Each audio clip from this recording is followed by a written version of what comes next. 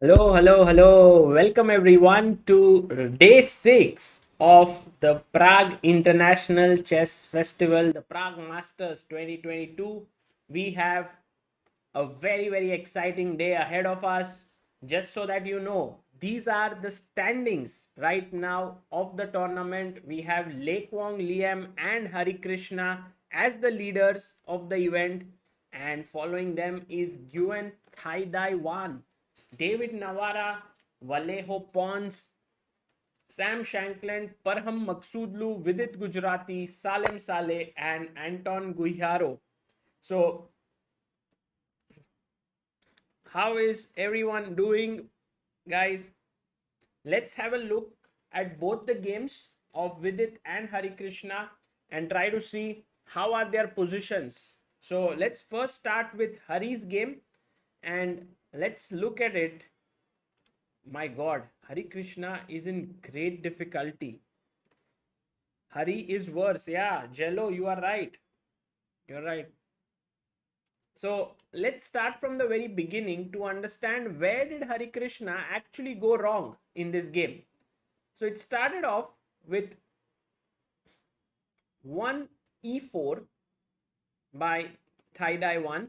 And by the way, guys, just so that you know, Nguyen Thai 1 is actually from Vietnam, but he's lives like his origin is Vietnamese, and his father is Vietnamese, and he's a Czech. He represents Czech Republic, and he was born in 2001, so he's only 21 years old, and actually a very big talent. 2610 at the age of 21. So he is the next big hope from Czech Republic. So e4, e5 was played by Harikrishna, knight f3, knight c6, and we had bishop b5 on the board. Guys, what is the name of this opening? Do you know?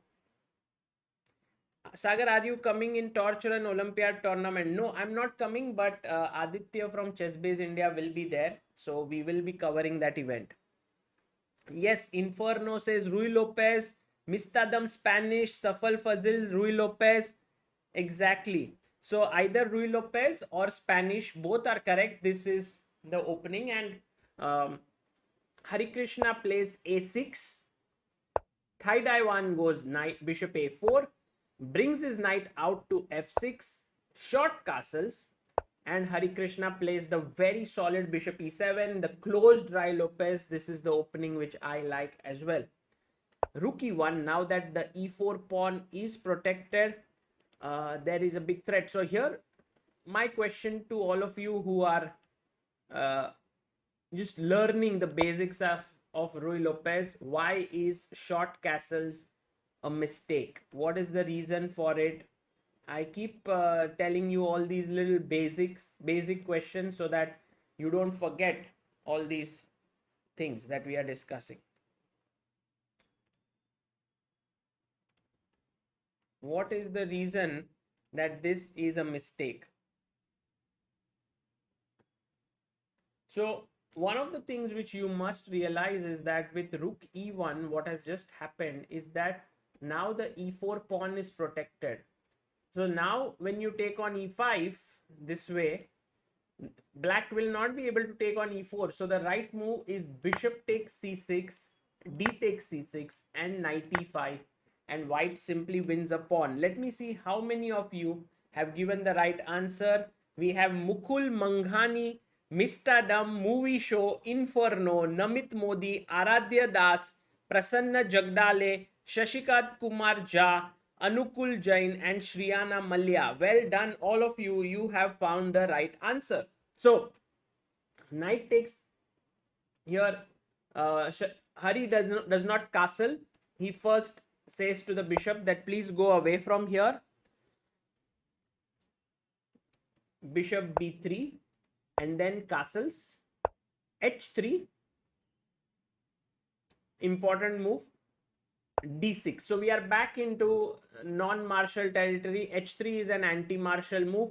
Now d6, once the e5 pawn is protected, what is a big threat now? For example, if white goes d3, what would you play here as black? Come on, guys. Let's see how many of you know your Spanish very well. Black to play. How does black get an advantage here? Not an advantage, but at least like a very comfortable position. Yeah, we have many answers coming in. Let me see how many of you understand these positions well. Yes, absolutely correct. Proud of you guys. Knight a5 is correct. Beloglavi soup, Mistadam, Inferno, Samir Kulkarni, Abhishek and Shriyana Malya, Mohammad Samin, Darshit Patel, Prasanna Surange and Anukul Jain. So you go here and you take this bishop. Now it's possible because the e5 pawn is protected and he can no longer win it.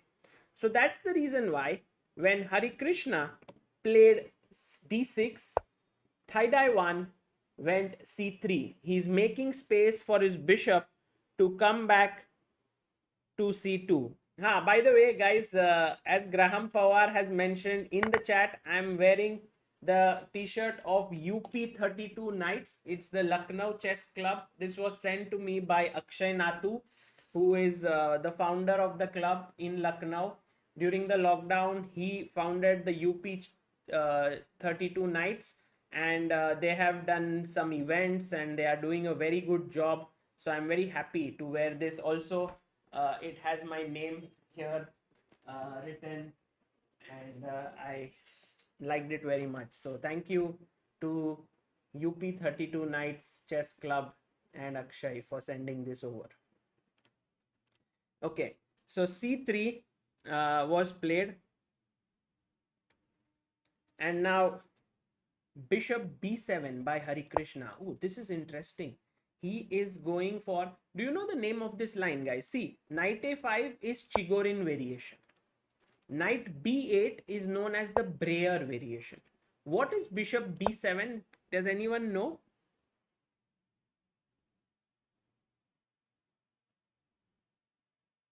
No, this is known as the, anyone in the chat? Yes, Beloglavi soup. Very good. Very good. It is known as the Zaitsev variation. Zaitsev was a player, and Karpov used to play it a lot. You're right, Sankalp Das. He used to play it a lot. So now, after this, you go d4. And one of the very important things that you must remember is that black hardly ever wants to take on d4, because if he, the moment he takes on d4, white gets a very strong center and also an ability to develop the knight to c3. So that's the reason why you have to stand there. You have to keep this structure. So what is a useful move that you can play here, guys? A useful move in this position that you can play. Come on, try to think.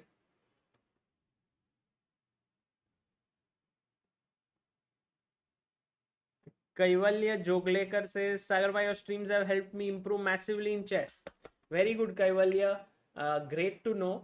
And I think if you guys think every day, it's like every day you watch these streams, you watch these top players. Now we also have these videos that we are able to show here. Like, for example, you see them in action. I think it would definitely inspire you to play tournaments, get you ready for it. Seeing these top players in action is always a wonderful feeling. Okay, let's go back to the game. And let me see what are the answers that I have got. Ooh, rook e8. I like this very much. See, knight a5 possible, but then bishop c2. e5 would be under pressure, but rook e8, Beloglavi soup, Inferno, dx, nification, Darshit Patel, AS, Aradhya, Sakar Chess, Satish Chaudhary, Movie Show, and Rupali Devi. So well done, all of you. Rook e8 is the move that Harikrishna played. His idea is to maybe just tuck in the bishop to f8, and then with the rook protecting here, maybe later move the knight. Knight to g5. Nguyen Thai Dai says, hey Hari, your f7 pawn is hanging. Hari says, don't worry guys, I have it under control. Rook f8. Knight goes back. So it's like, draw. Hari says, okay, fine, I'm ready to draw. I have the black pieces. I'm leading the tournament. This is not a bad result for me. Thai Dai 21 years old, young talent, of course, wants to continue, and I think rightly so. Guys, this is always very important. If you see the rating of Thai Dai, he is around 91 points lower rated than Harikrishna. But if ever you want to become a world-class grandmaster, you must fight on, you must play on, you cannot take short draws. If you are going to take short draws, you will never ever be able to make it to the top. So that's a good decision that he's fighting. Bishop f8 in the position. a3 played here by Thai Dai h6 by Hari, just making sure that now knight g5 things don't crop up. Aditya Bhopale says reached 1300. Arey wow, started from nothing. Thanks to your stream, Sagar. Arey, very nice, Aditya. Congratulations. And keep moving. You know, it's like, this compound effect, right? Once your game keeps improving, if you keep on working, the improvement happens faster because you are in touch. The moment you take long breaks, it becomes slightly difficult. Bishop c2 is played so that now this pawn is defended and you can go knight f1 to g3. Hari goes knight b8. This is again a very well-known maneuver. You want to put your knight on d7 so that you can free up your c pawn in the position. b3, very interesting. Knight bd7, bishop b2. And now he played the move g6. I think b3 does one more thing here in the position, because you want to play c5, but after d5 you have a not a great position. And also knight b8 stops knight f1 in a way, because let's say if you move the knight, then after ed4, e4 would be attacked by 3 pieces. So let's say, just for the sake of argument, that white plays a4, just trying to help you understand this concept. So here I think that c5 might not be such a bad idea, because after d5 you have c4, and then the knight from d7 can go to c5, and b3 is not so easy to play. I mean, if the pawn was on a2, he could have always played b3, and that would have been very nice for white. So by the same logic, I was just thinking that after b3, now c5 makes no sense, because after d5 I have no c4, and then my knight doesn't get this square on c5. So in a way, b3 stops c5. Harikrishna goes knight bd7, bishop to b2, g6. He wants to develop his bishop to g7, a4, bishop g7, bishop d3, putting pressure here. And I think a very logical move here is c6. So you will feel that the position is slightly passive for black, but at the same time it is playable. You know, it's not a bad position, but also could have been possible here to think a little differently. For example, here after bishop b2, I was thinking if d5 is possible already or not. Maybe not. Yeah, d5, take, and maybe f4, or yeah, c4 just opens this up. Yeah, this doesn't look great. Maybe what Hari did was not so wrong, but here he could have played da, rook a4, and now d5 hitting the center. Now maybe it's possible, because after take, or maybe after d5 he could have played knight e4. Okay, intermediate. Bishop takes, rook takes, and then you have equalized the position. So something like this is what black is always angling for in such positions, to get a successful d5. If he gets a successful d5, he will be doing well. Siddharth Ranadev asks a very good question. He says, does Hari go home every day after the games since he lives in Prague? No. I think he lives in the hotel. There was an interview of him where he says that, I've been in this hotel before. And Hari is a thorough professional. So, he would love to stay in the hotel and focus on the tournament. Queen c2 by Thai Dai 1. That's a good move, improving his queen's position. Rook to c8 was played. Bishop f1. Queen c7. AB, and now AB was played. So all pretty standard till here, and now b4. And Hari here, I think next move goes wrong. He has to think of something like d5 in the center now. This is becoming important, but d5 kind of starts liquidating the position like this, and maybe like after take,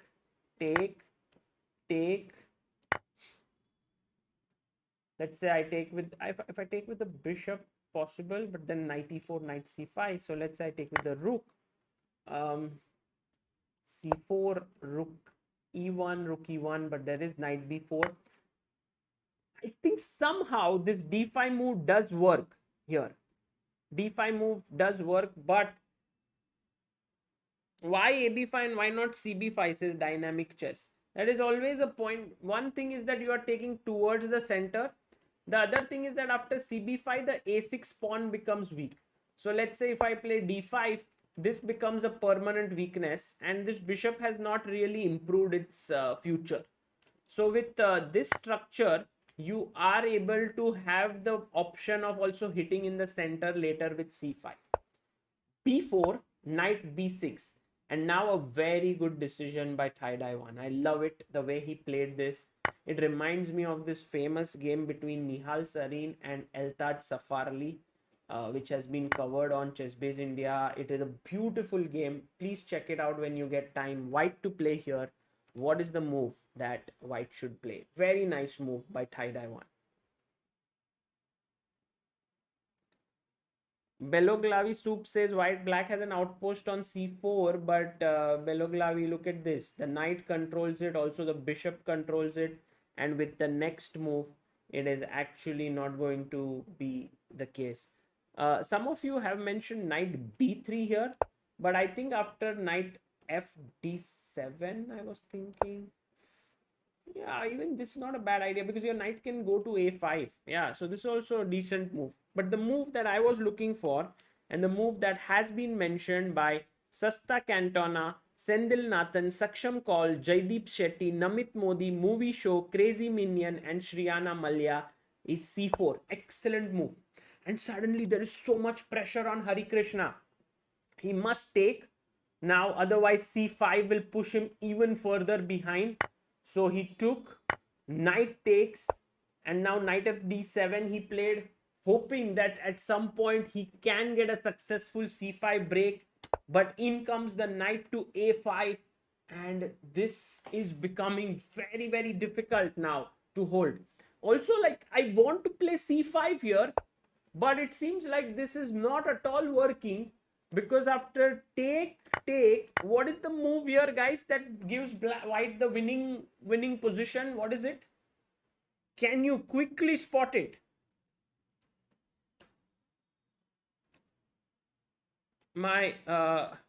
Is my sound very low today? Because I did make some changes yesterday to make sure that I am talking louder. Maybe it's not updated. Okay, one second. Guys, now how is my sound? Maybe now it's better. Please let me know. I thought I had made those changes, but unfortunately I think I had not. Maybe you will have to now turn down your sound. Better. Okay, fantastic. There is a small setting in OBS through which I can increase my sound.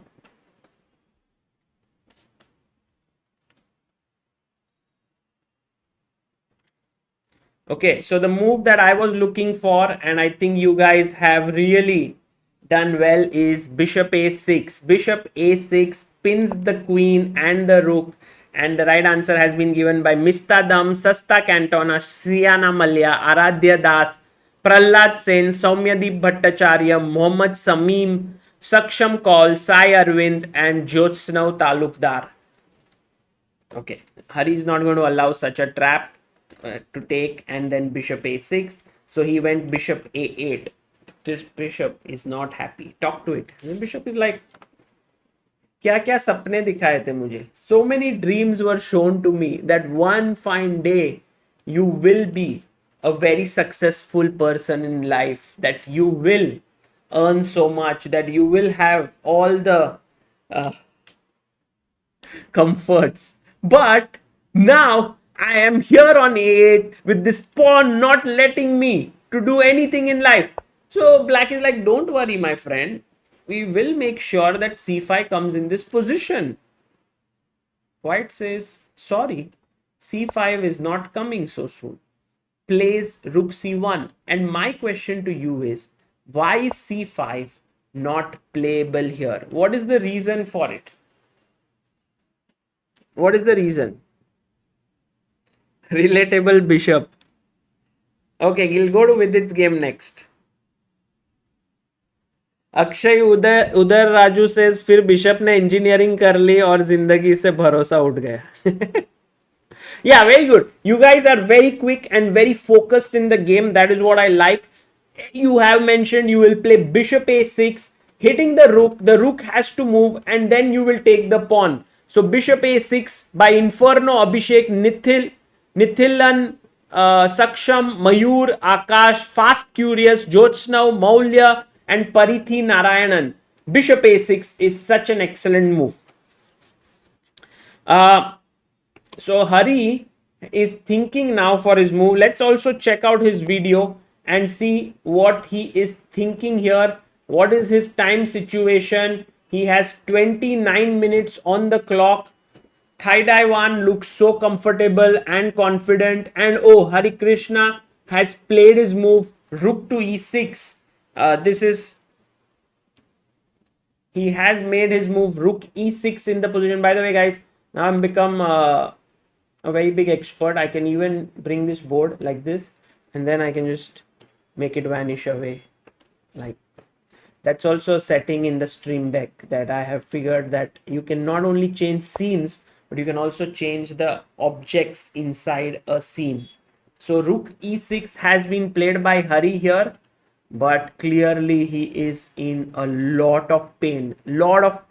We have the first member of today, Hiten Marde, who has become the backer of Indian chess. Thank you so much, Hiten, for your kind membership.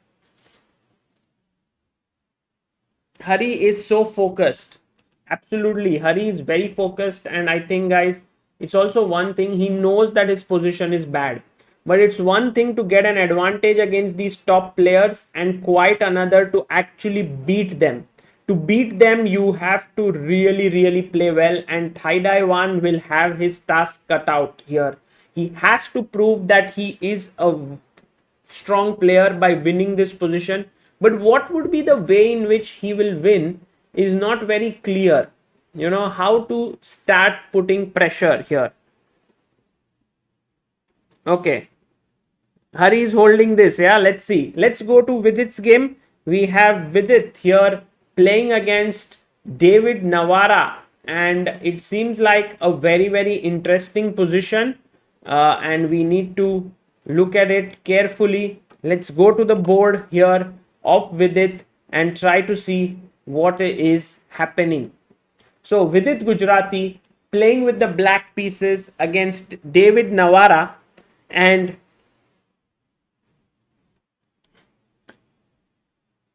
e4, e5 was played by Vidit. Knight f3, knight to f6. What is the name of this opening, guys? Very famous opening now. Also because of Anish's mimicry many times of this opening. David Navara is also from Czech Republic. Yeah.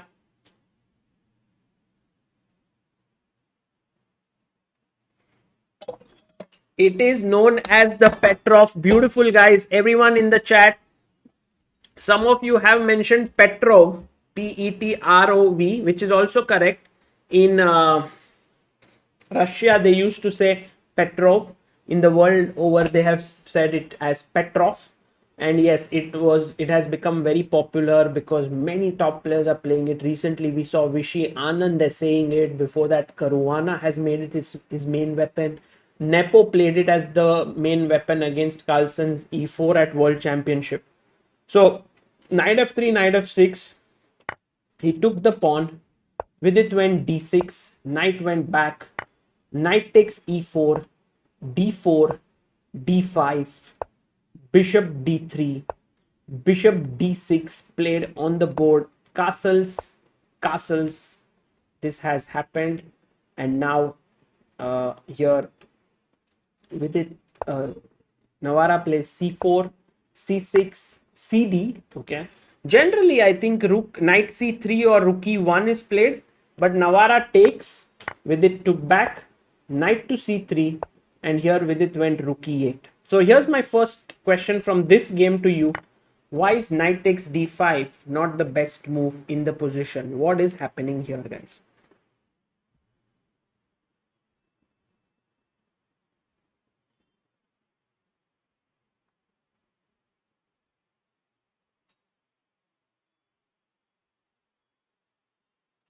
Yep, that is correct. Bishop h2 is the right move. Parithi Narayanan movie show, Dynamic Chess, Jyochnav Talukdar, Sambhav Jain, Sendil Nathan, Beena Pani Singh, Vignesh Kannan, Shriyana Malya, and King Chess. Fantastic, guys. So, coming back to the game, bishop takes h2 is the correct move here. And after king takes, you take on d5 and you are doing pretty well. So, he can't take the pawn. He went rook e1. Now, there are 3 attackers on e4. So, Vidit must do something. He decides to chop off the knight. Rook e8 intermediate move, queen takes e8, b takes c3. So this has been played, and now Vidit realizes that if he puts his knight on c6, it would be doing very little because, you know, where can it go? So he decides to put his knight on d7 so that it will go to b6 and then look at the weakened c4 square as well as the d5 pawn. Navara attacks the d5 pawn here. Vidit decides to play knight to b6. And here comes the move bishop a3. Very nice move by David, because if you see, his bishop is slightly worse than the black bishop, which is very actively positioned. Also because his pawns are on dark squares, this bishop should be traded. So he trades it, queen takes, and now Vidit plays the move h6. I think mainly to play against knight g5 ideas. h6 played, h3, bishop e6, and now rook b1. So at this point, you feel like black's position is slightly passive. First of all, he cannot move his knight because b7 hangs. He cannot move his rook here because a7 hangs. So all in all, Vidit is slightly cramped up. But at the same time, there's not much that even white can do here. So Vidit plays this calm move queen f8, offering a queen trade. Navara says that if I trade the queens, I will be left with no real advantage. So he comes here. Vidit now switches to c8. So he's just like playing calmly, knight e5. And now this is a strong knight here. How do we continue here as black? Black to play. What do you do? Come on, guys. What do you play here?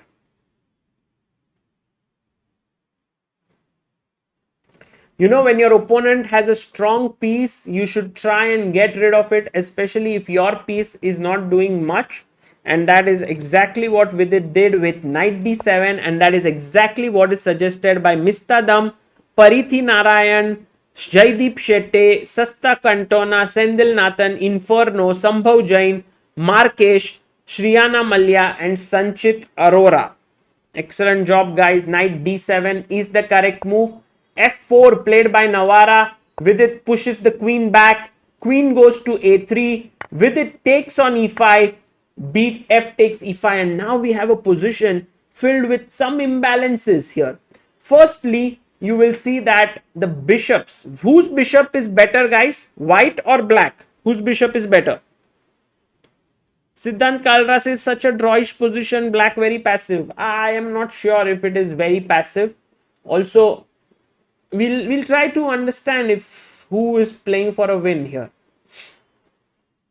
Yes, white has the better bishop here because it is active and its pawns, central pawns, are on the opposite color of his bishop. This bishop is not so good, but at the same time, it is doing a good job of kind of stopping c4, the central majority, from kind of moving ahead. And now with it played queen f8 here. He is offering a trade of queens. And I felt that Navara would actually not take it. Because let's say if he goes queen b3, maybe rook f1, maybe bishop b1, maybe queen c2, trying to attack. But what Navara might not have liked is that if he tries this way, Vidit will actually be faster with his own attack, like with queen c7 or maybe queen g5. And it seems like Navara's attack is not going to get through here, you know, maybe bishop h3 ideas, and there's always g6. So he decided to actually take the queen. And after king takes, this is an interesting position to think about. Like, maybe it's a draw, but also, like, black goes rook c8 and attacks this pawn. White will have to defend, but also white will soon get his king to d2. I think both sides will plan, like maybe with it will go f6 at the right time. He'll put his rook here. I think he has very little danger here in this position, and this might be a good. You can see that Navara is not particularly happy with his position. Let's also look at the big screen here to see the timing and everything. You will see that David has 23 minutes on the clock. Vidit has 22 minutes. This is a draw, says Inferno. Yeah, maybe it could be a draw.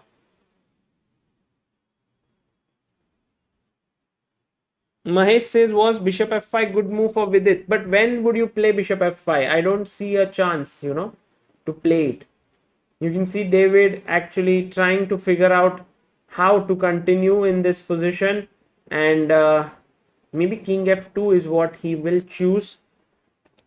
We can just look at it here with some analysis. King f2 could be a move that he might opt for, and then rook c8, rook b3, king to e7, let's say king e3, and I think a very important move f6. Now if I take here, you can allow it, or you can even take, and then bishop f5 next move. I think black should have very little difficulty in holding this, but then as we have already seen, mistakes happen in all sorts of positions on the chessboard, so we can never be sure what will happen here.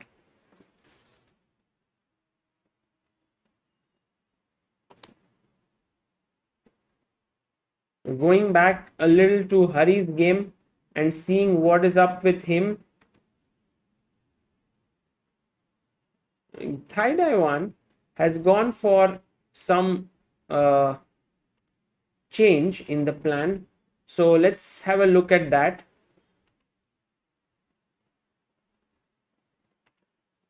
So Harikrishna went for rook e6 in the position,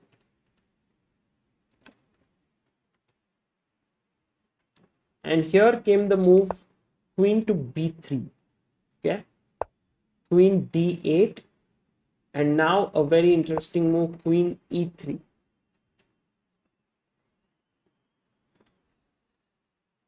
I think there are very little. Taiwan is playing really well. He might even get next move knight d2 to b3 to c5, and then Harikrishna can just forget about any activity. I'm actually very keen and interested to see where Harikrishna went wrong in the opening, guys. Can we quickly have a look at what are the possibilities in this opening on our chess base board? Let's have a look at it.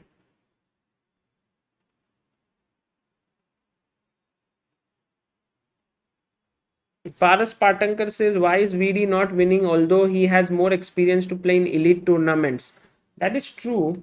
He has more experience, and but I think he's not able to get the kind of positions from where he can put pressure on his opponents. Also, I think Vidit is a very is a kind of player who likes to play very solid with the black pieces. And if you see his position today, he's not got much to play for with black. So let's have a look at what were the possibilities that Harikrishna might have considered so that he didn't land up in such a bad position. So we have our chess base board here, and very quickly I have started the live board. E4, e5, knight f3, knight c6, bishop b5, a6, bishop a4, knight f6, castles, bishop e7, rook e1, b5, bishop b3, castles, h3, d6, c3, bishop b7, d4, rook e8, knight g5, rook f8, knight f3, rook e8. You will see that this has been played 12,445 times. Knight bd2 has been the move that has been played the most often. Bishop f8 in the position, and here Thaidai played the second most popular move, a3. a4 is the most popular move. He went a3 here. h6 by Harikrishna, 1919 games. Bishop c2 also played. Knight b8, 1700 games. And now b4 has been played in 832 games, but b3 with 795 games. Knight bd7, bishop b2 still 764 games. g6, 293 games played here. And now a4, bishop g7. Bishop g7 is maybe the second most popular move. So here already we can think about c6 as perhaps something that has been played more. Caruana has played this with c6 before, but bishop g7 is not a bad move. It has been played by Ivanchuk, Shirov. Okay, bd3, c6 is how it continued. Queen c2 also happened. And here knight h5 and knight f4 could have been a plan for sure. Instead, I think Harikrishna went queen to c7.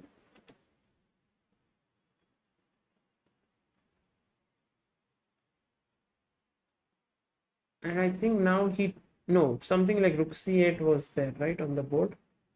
So I don't know what move I've missed.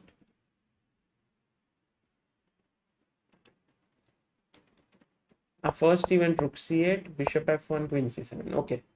It went the other way around. So here first rook c8,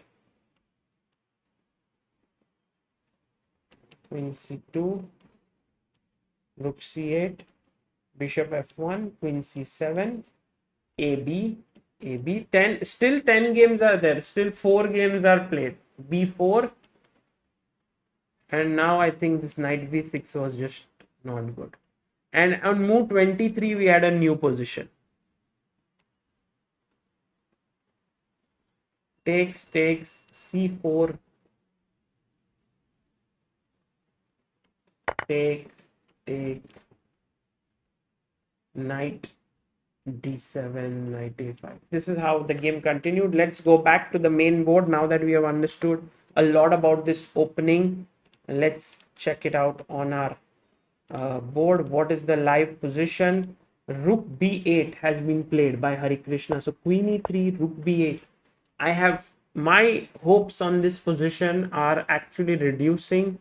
I don't think Harikrishna will be able to survive here, mainly because c6 is a weakness. His bishop is bad. His pieces are doing nothing. Look at white pieces. Beautiful, beautiful, beautiful, beautiful, beautiful. Everything about white's position is so beautiful.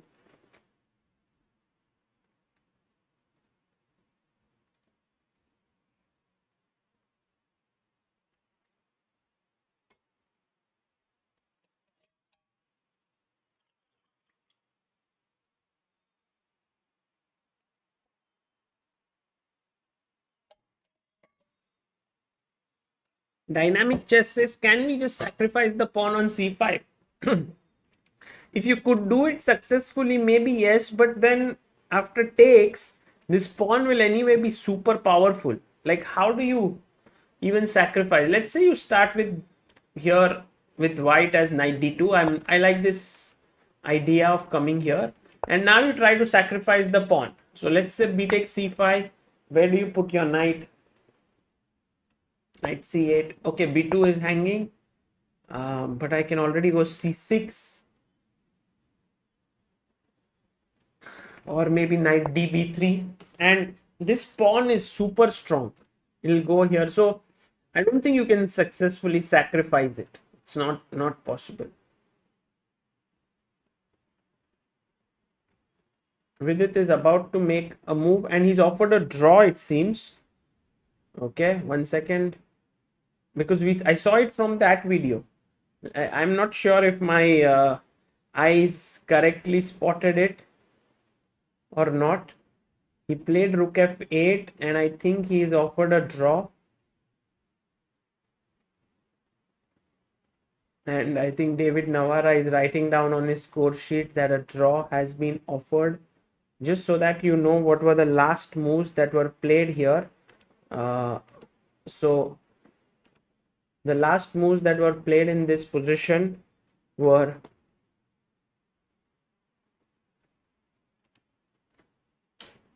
we saw until the move queen f8, king f8, king f2, rook c8, rook c1, king e7, king e3, f6, takes, h4, king here, king d2, and now rook f8 was the last move. So Vidit is playing it here, and my maybe king come to e3, and I see, oh, what?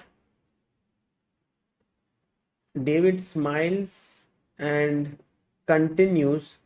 Maybe he wants to play on. That's the reason why he smiled there. I think that could be one of the reasons.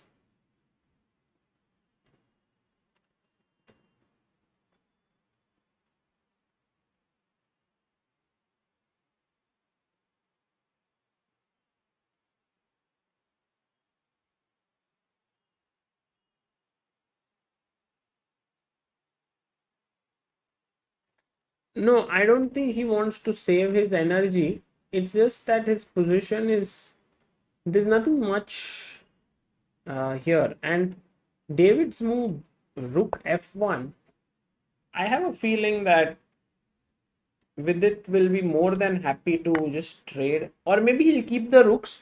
But let's say after take, there could be many ways to hold this. I mean, g5 also looks interesting to me, because after take, your pawn is on a dark square, and this is a good thing for you. So I think a draw quite possible here. I mean, will most likely happen.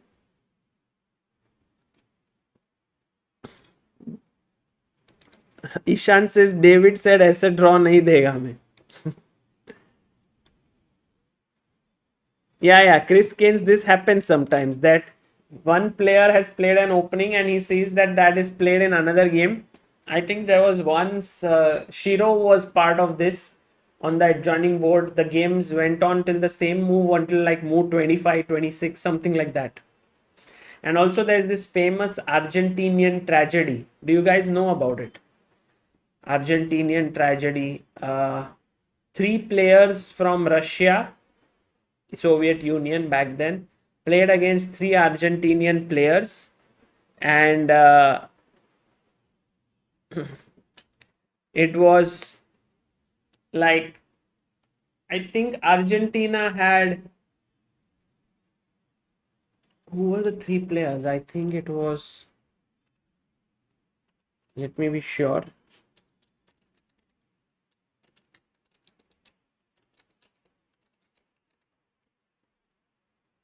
So Gothenburg Interzonal in 1955, and there were many players playing in that event, and Argentinian group was very strong, which consisted of Pano, Najdorf, and Pilnik.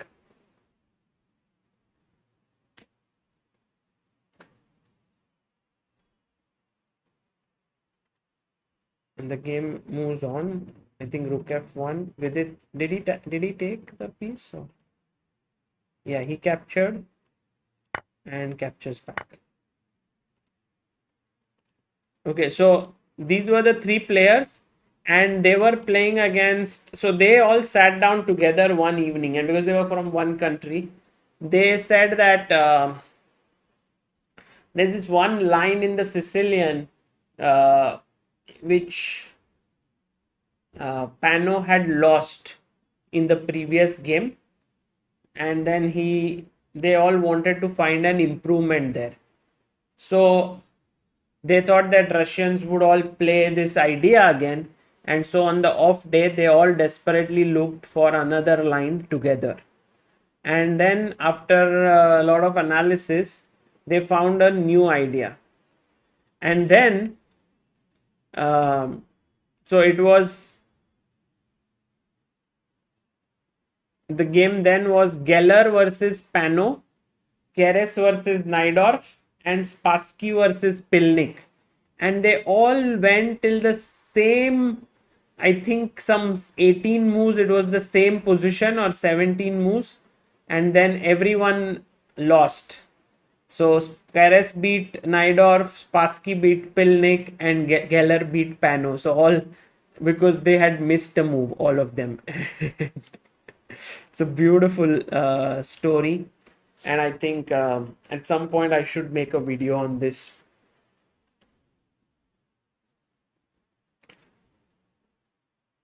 Did Vidit play G5, guys?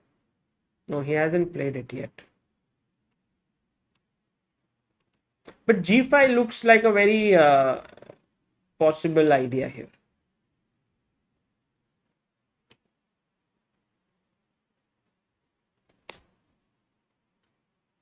Yeah, I think it was knight takes e6 and then bishop b5.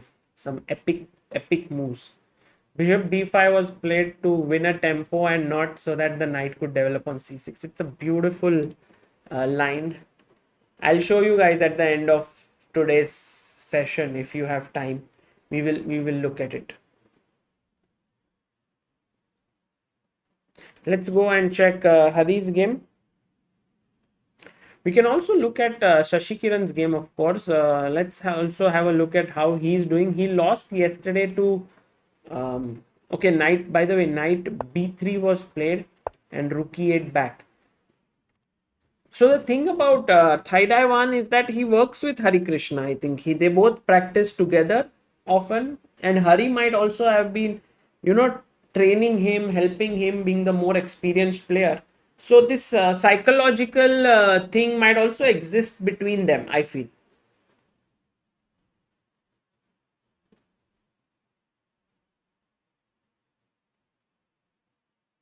No, Ayush Patel. They must have, yeah, Russians might have known beforehand only.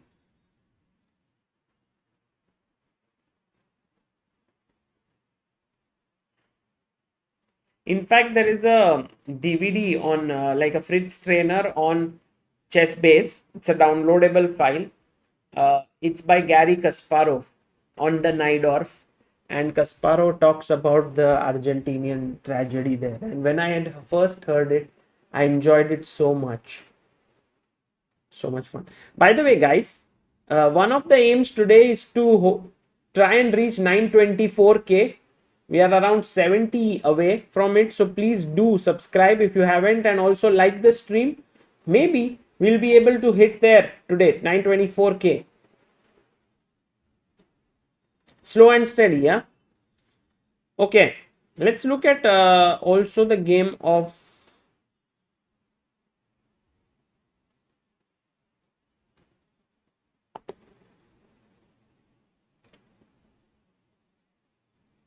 Plays bishop to c3. He's playing very calmly. Taiwan not trying to rush it here. That's good in a way. Not no hurry there.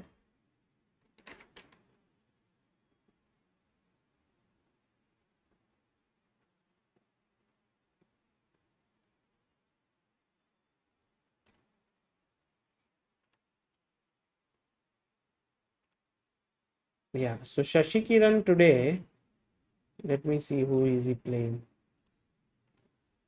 Shashi Kiran is playing against Peter Mishalik, and Shashi is winning. Whoa! Let's look at this game, and let me see if I can get Shashi Kiran's video as well. I think I know where it is. I will try and get it. There we have Shashi Kiran there on our screen.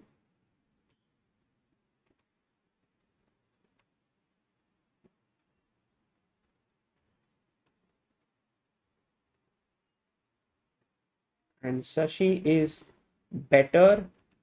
I think it's a very important game for Shashi Kiran because he had two losses in this tournament. He's better here because he's on the attack. He's pushed his pawn to g5. And if you count the pawns, he also has two extra pawns. Just to see where did his opponent go wrong, it was a Catalan. g3 god, yeah. Take.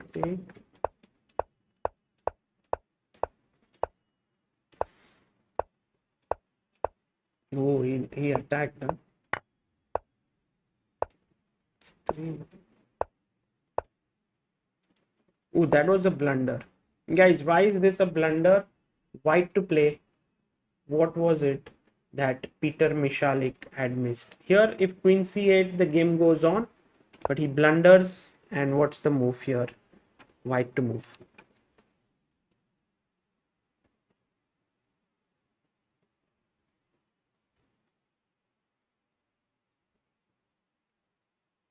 Nice. Chat, you guys are very, very sharp, and I am very, very, very impressed by that. Excellent. Arnav Srivastav, Lim Kian Guan, Hera Prem Kumar, Parithi Narayanan, Rishi Rajiv, Pinapani Singh, Prahlad Sen, Versatile Geniuses, Sendil Nathan, and Gattu Sai Teja. Well done. So the move here is knight takes e6, fe6, queen e6, and the main point is that the a6 bishop is hanging. So this was a very simple miss actually. It's a very simple tactic that was missed. Bishop c3 was played, b takes c3, and now you must take back because if you take rook takes c3, then after another important move here, what should white play here?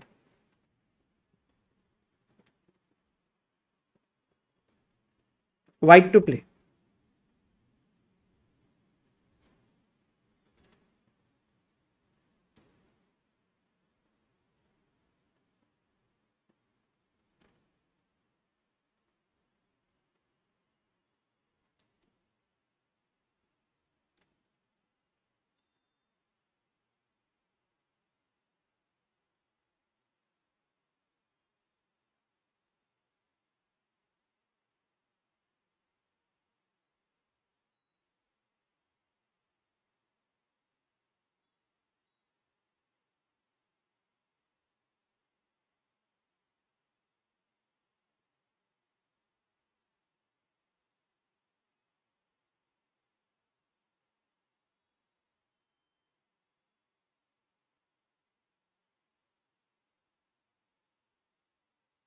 Okay, So the move that you all have mentioned is rook d8, but that is incorrect, guys.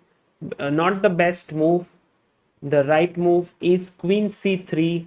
Well done, Jerush Vijay, Parithi Narayanan, Inferno, Binapani Singh, Sambhav Jain, Pablo Picasso, Naveen JJ, Avinash Kadam, Kelvin Patel, and Shriyana Malya. Because if you went rook d8, then after rook takes d8, rook takes d8, in comes the move queen d8, knight d8, and rook e3.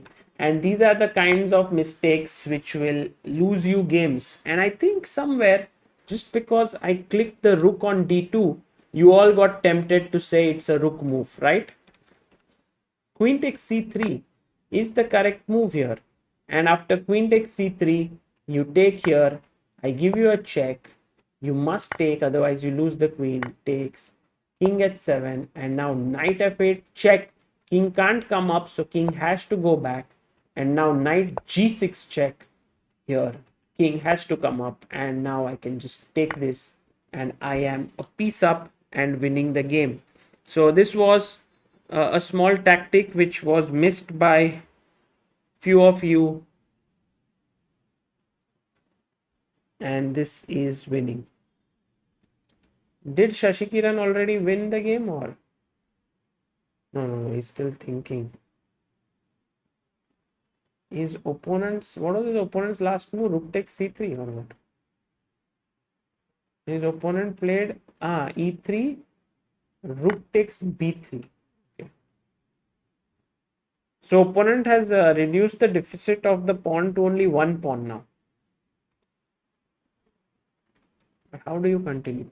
You know, guys, Shashikiran is also known as one of the most photogenic chess players because of his intensity on the chessboard. You can see how he sits always this way, and with the full intensity on the board. He has this amazing posture, this super radiant look, and he is a photographer's delight.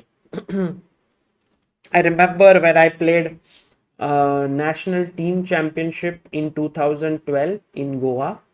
Shashikiran was one of the uh, top seeds of the tournament. He was the highest rated player, and at that point his rating was 2703. An excellent move, by the way. Bishop e4. He finds the best move in the position. Bishop goes to e4, and next he's going to play queen g6 and mate him there. And whenever I would finish my game, I would go and stand next to his board to see how he was playing, the way he was thinking, and many other things. Remember, he used to carry with him this this small chocolate kind of dairy milk or something with him, which he would eat, and then he had this intensity. He would make his moves very forcefully, and then with a pen he would note down his moves in a very firm manner, and all of this was so visible the way he played. And then after the tournament, I had asked him for a few tips on how exactly should I analyze my game, and he was very kind to do that. So I'm actually, I still feel that Shashikiran is one of those players who, in spite his age, I think he's close to 40, if I'm not mistaken. Let me be sure. Shashikiran is born in 81. Yeah, so he's 41 years old, and I still feel that he can come back to 2700 or so because of his love for chess, because of his intense dedication to the game, how he has single-mindedly focused on the game, his fitness. If you look at some of his pictures when he was young, you will see that he was, he had put on a lot of weight, and just so that he could play chess better, he started playing badminton. He started indulging in the physical fitness, and he has done so many things so that he can excel at chess.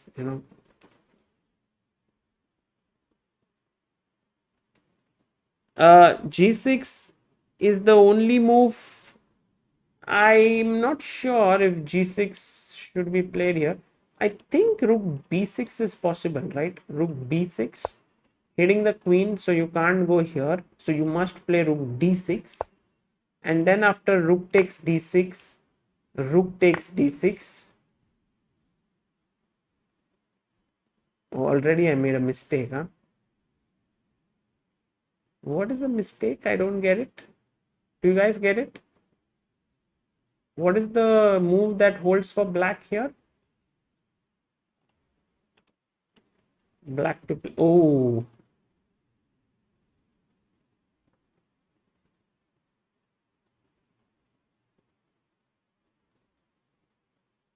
yeah, yeah. You are right, guys. You guys don't miss such things.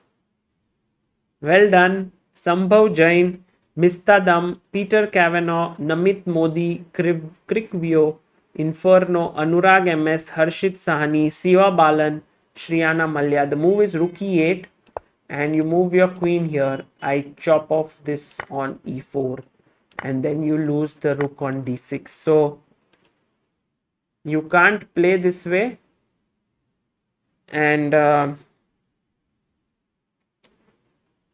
I think rook d6, if he takes, you must take with the queen. And once he takes with the queen, you again take with the rook. And although it seems like this position unnecessarily with an attack, you have gone into an endgame, you can go rook a6, put pressure here. h6 is under pressure, so you might take knight e7. Just thinking maybe can you... Oh, but already this, and the knight does not have good squares to go to. Yeah, this is terrible, and I think Shashi will win this. He will win. He will convert this into a win. You can see Peter Mishalik there, not very happy with his position. Let's also check out what other players are up to. Oh, Vidit and they have drawn already. So we missed that final moment of the game, but they have drawn. And actually, after bishop f1, the game continued with king f6, king e3, here g3. And once these squares are taken into control, the king cannot enter, and the players agreed to a draw. So a good result, I would say, for Vidit, because of a very solid draw against a strong grandmaster with black pieces. Considering the tournament situation, maybe not the best result, but from the perspective of just objective value of the game, it was not bad. So bishop c3 played in this game against Hari. Now Hari has to play out of his skin to hold this. Bishop b7, knight to a5, bishop a8, knight b3, bishop b7. They repeated once, and now rook d1 has been played.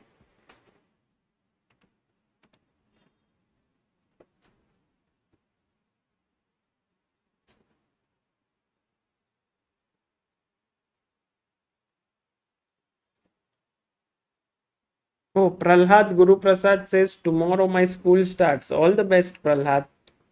Do well. Yeah, Hari is suffering big time. This is not easy. Now knight c5 is a threat. But let's see guys, one by one, let's try to think of it as your life, okay? In suppose, or your life, my life, just a normal life. You are facing trouble at many different levels, okay? First of all, you might not have enough financial resources. Secondly, you might not have good qualifications. Thirdly, you might not have good relationships. All of this is here, bad, everything is bad. So what do you do here is that you practically try to figure out things one by one. Okay, firstly, one of my pieces is not so well placed, so I will play rook to a8. try to exchange at least one rook in the position, and then let's say if you go on, if I get a chance to take on a8, then queen a8. Okay, one thing less. I know that the position is not has not improved by huge way, but at least I got one rook off the open file. So step by step, if Harikrishna can do that, that would be great, but it will not be easy. So there are too many steps to take here. And also time wise, he's down to 10 minutes on the clock. His opponent has 13 minutes. How many moves have been completed here? We have 35 moves completed. So, okay, time pressure is not a big problem because 5 more moves to make. Here.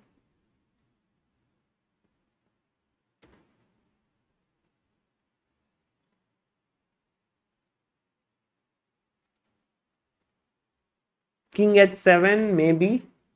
Also, you guys are saying that you might play queen c7. Rook a8 is one possible move. So there are a few possibilities.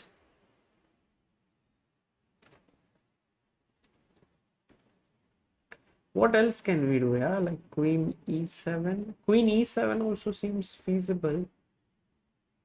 Let's think. Let's think. Let's think with Harikrishna. Yeah, let's not leave him alone. Let's think with him. What would you do?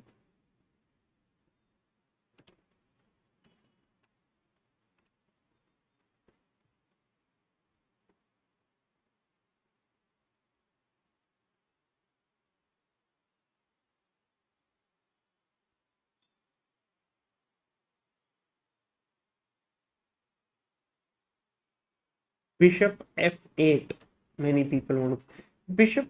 You want to stop this knight c5, but this loses the pawn here, right? So bishop f8 I don't think is possible. Queen e7 looks very much probable move. Queen e7.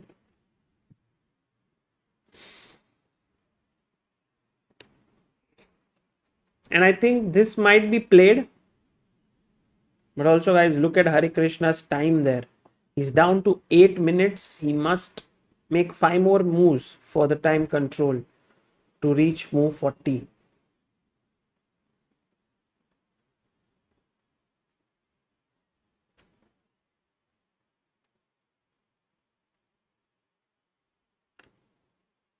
Rupert says how to evaluate the position. So there are different ways to evaluate Rupert. I think imbalance theory is one session, is one playlist on ChessBase India which can help you. You evaluate through different means. You evaluate with the minor pieces, which side has better minor pieces. So for example, you can see here that the knight, the bishop here on b7 is not good, this is not good, while white pieces are very active. So that could be one way to determine that white is actually doing pretty well. Then the pawn structure, c6 pawn looks weaker than the b4 pawn. Then you have space, white has more space, black is little cramped. So when you do all these different parameters, you will see that white is the one who's better. After we reach move 40, both players get 30 minutes extra. Yes, Hari goes rook a8. That was the move that we also thought he might play. After rook d1, he has played rook a8 on the board here, guys. Rook a8 has been played. I think the next 5 moves are going to be very important because Thaidai1 might feel that okay, he has only 13 minutes to make the next 5 moves, so he must play it carefully.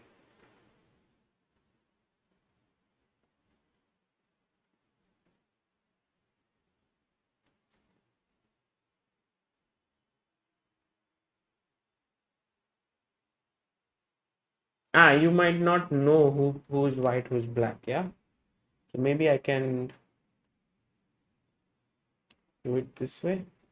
This could help. But you can't read it anyway.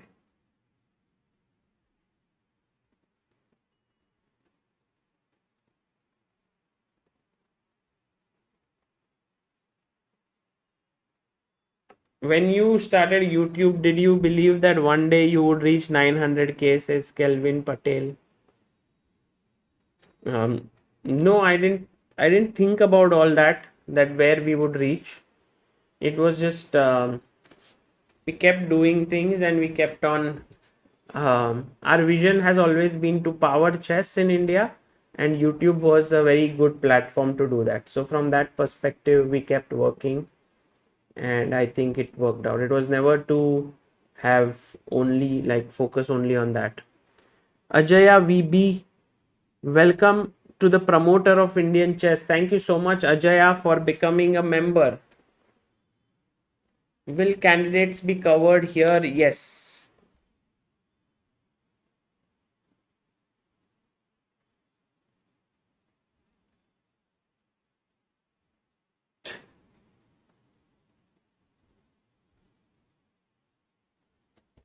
Okay, guys, let's focus. Let's focus.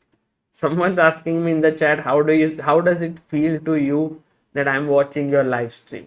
I feel thrilled. Maybe the happiest day of my life. But come on, let's focus here. I was thinking that, there's something known as advanced outposts. And sometimes you can put a piece on a square which is like an outpost, and the opponent cannot take it there. So here white has a move that puts his piece on an advanced outpost. Can you find what that move is?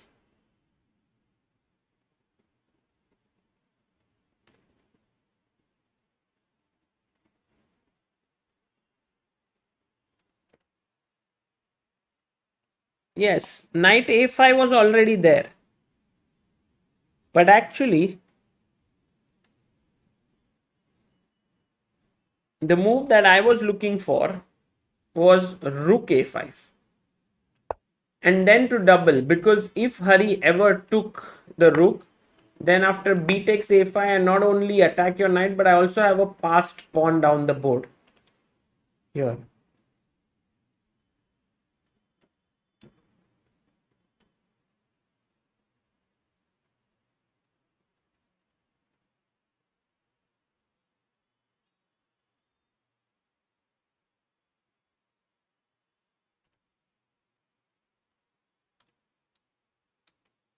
So here,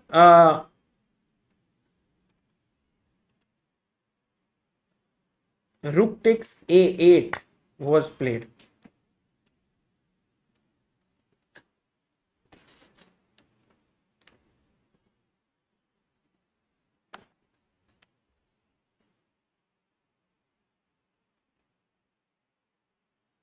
And Hari is going to pick it up now.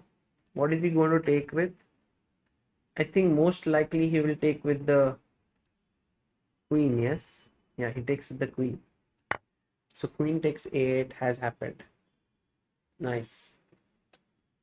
Let's see, one problem less. एक time पे एक problem solve करेंगे. We'll solve one at a time. My biggest problem is this. This is like I have very bad relationships in life. Like no friends, no one who cares for me. That is that problem.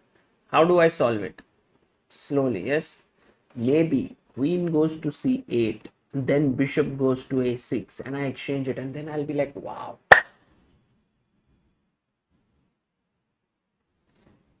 Prahlad Guru Prasad says, I think if Harisa is not going to win the whole tournament, still we can say he's in good form, as the start was amazing. Well, right now I think the tournament still 4 more games to go, and anything can happen. And also for Hari, I mean, winning this tournament is something he's clearly capable of. So it won't be like a huge result for him or something, but it would be a great victory for him. Confidence booster if he can win the tournament. And I think he can, but today is a very critical day for him. If he's able to hold this,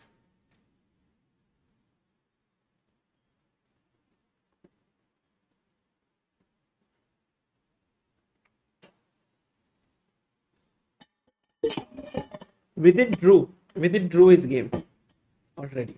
He drew against David Navara, very solid draw with black pieces in the Petrov.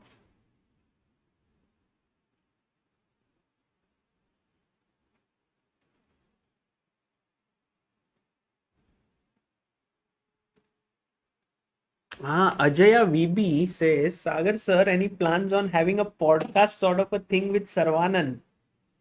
I love the way he connects with people. Ajaya, you have actually, maybe you have some superpower, yeah? Because this is exactly what Sarvanan and we are going to do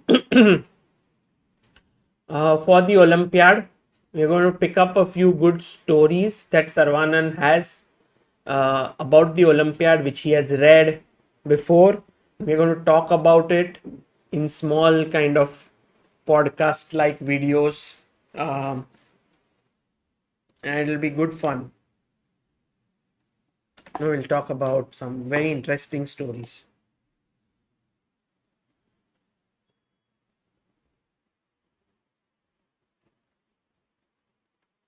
Yeah, Inferno says Sarvanan and Yasser Sairavan. It's also funny that how they both have a very similar kind of sounding names. Okay, knight a5 played by Thai 1. And guys, Hari Krishna has a chance. Wait, how does he have a chance? Tuck, tuck, tuck, tuck. And then what? Are you also thinking what I'm thinking? My problem, my relationships, biggest problem of my life. Can I solve it? Or not? I can try to solve it. Yes, exactly, Siddhant Kalra, dynamic chess.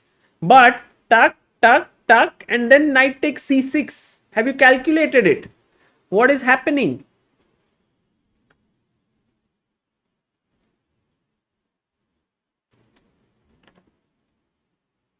Bishop a6, okay.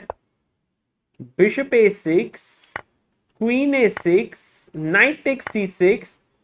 Why is this? Oh, blunder. Now you're going to all not get the move. Come on. I want to see who is alert. Be calm. Be calm. Don't rush. Don't rush. Don't rush.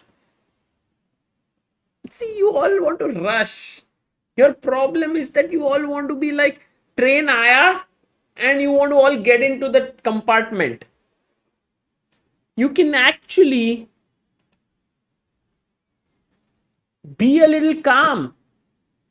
Look at which is the compartment that is free and go there.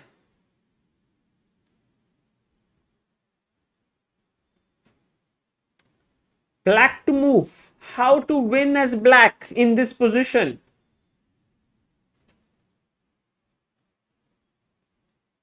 Let me see. See? Okay, great. The right answer is at the top. Queen to a4. Guys, look at this. Double attack. And I'm going to win this. This is undefended rook. LPDO. Loose pieces drop off. And the problem is that if you had played knight c4, which you all thought you were winning because you're winning the piece. Yes, you were. But you missed two defenses. Queen d3 and queen a7. Queen a7, you take here, I take here. And I have recovered the piece. And I'm not worse as white. In fact, I'm better. So the move here is queen to a4, hitting the rook and the knight.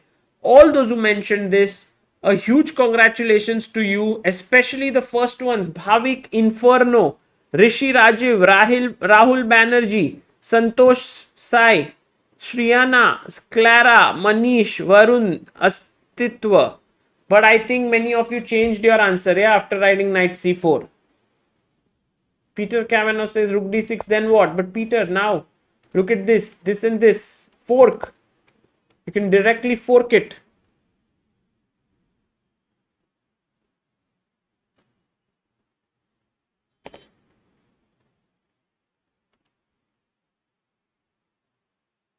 Let's go back to our main screen here, and after knight a5, Hari can solve the biggest problem of his position, but he has not much time.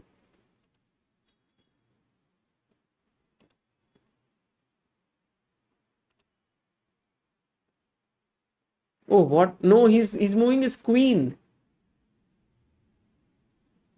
Oh, queen c8 is he what is he playing?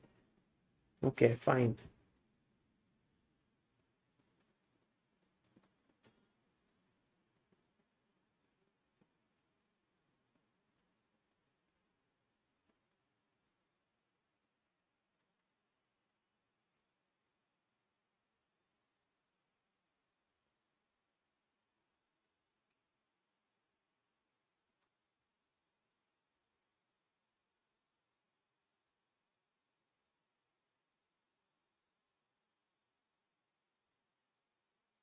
So now Thai Taiwan has 8 minutes 1 second on the clock. In fact, 7 minutes.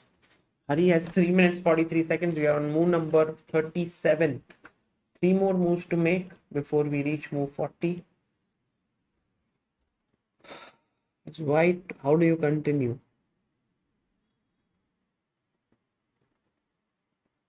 I was thinking, guys, if we could play knight d2, but I think the same issue, yeah. Because after take, queen a4 is just game over. Same concept.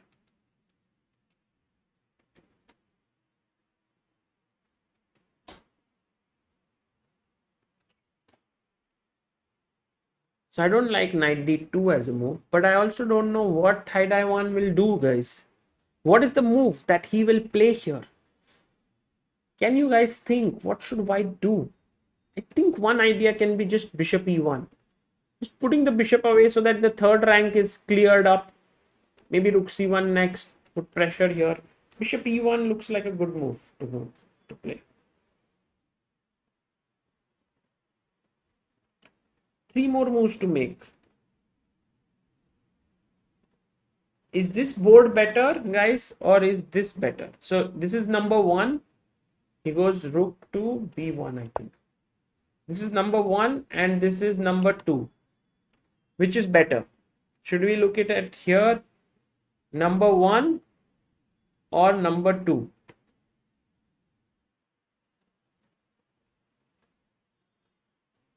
Two, two, two, 1, 2, 2, 2, 1, 2, 2. My God. 2 is winning like with a big margin, huh?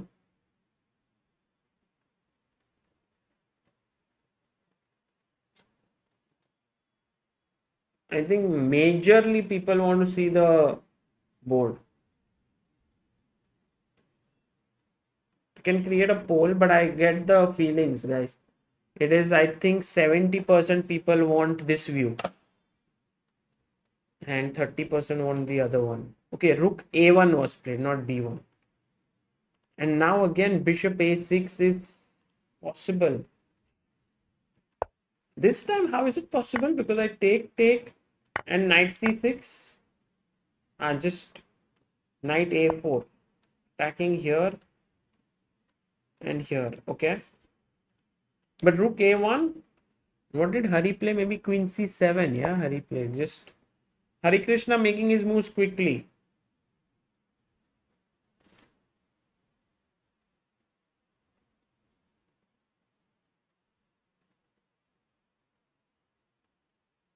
Can also make the players slightly bigger here.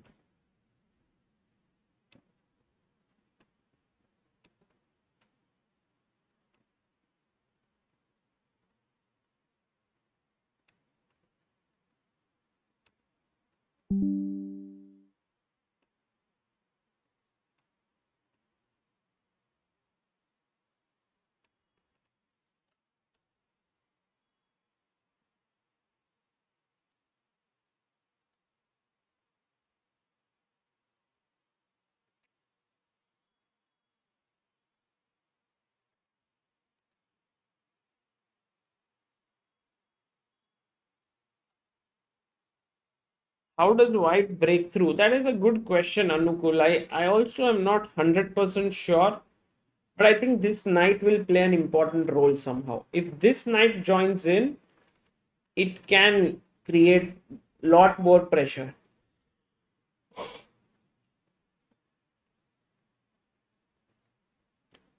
Kelvin Patel, I think both the players here would surely know that white is better for sure. It's just that Hari might feel like, okay, white is better, but he has drawing chances.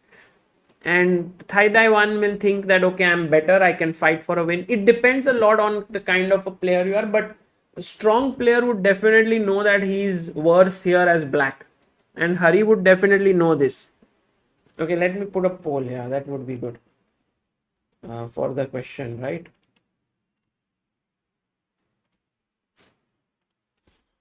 Which view do you like more? Big player camps, smaller board, big player camps, or big chessboard?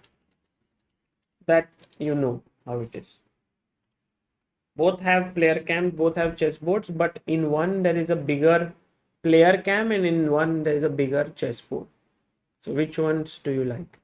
Please do vote and tell us. Meanwhile, Thaidai Wan goes below Harikrishna on time and he's about to make a move. So we'll go here and he takes on b7. Okay, knight b7.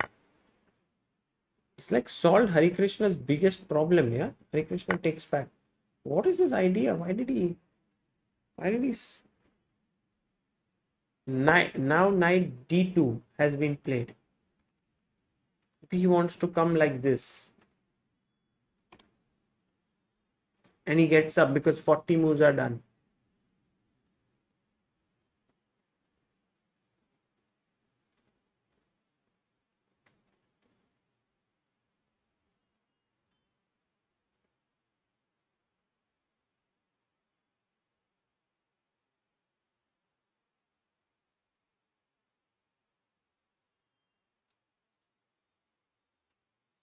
So what's the result of the poll? Big chessboard. See, I was right. Big chessboard 70%. Big player camps 30%. I had told you. I even guessed the percentage right.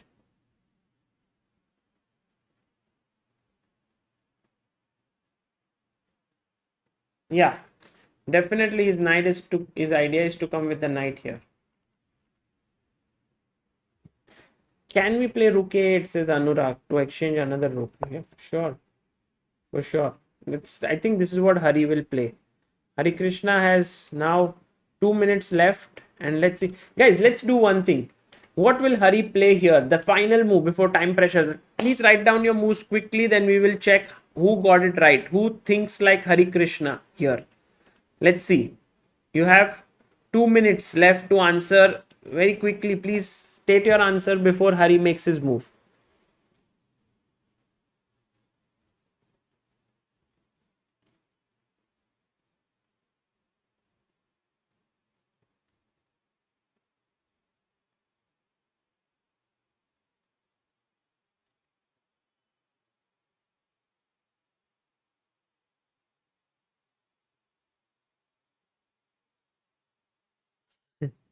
Bhavik says when the king started to tell a story, he said once upon a time. Nice, nice, very nice. Okay, here are the moves that you all have suggested. Rook a8 is clearly the highest. Then bishop f8, then knight f6, then rook c8. Okay, let's see what Hari does. I think I also feel Hari may go rook a8, but it is possible that yes, absolutely right, guys. Well done. Rook a8 has been played by Hari Krishna. He moves his rook to a8, completes his 40th move, and the people who have mentioned this as the move were Anirudh, Siddhant Kalra, Bhavik, Inferno, Parth G, Manan, Makwana, TP Gaming, Sendil Nathan, Hira Prem Kumar, and Dharmishta Parmar. Well done. And Hari did not even get up after move 40, which shows that he really is focused, wants to not get up, and this game means a lot to him for sure.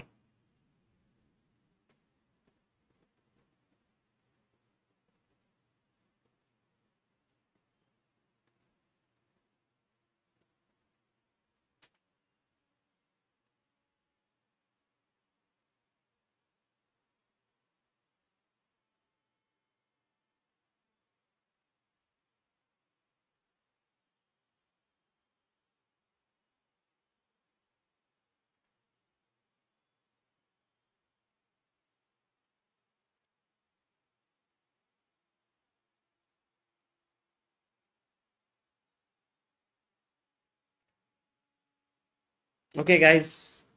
Oh, he's going to play rook a5. I think he's going to put his rook here.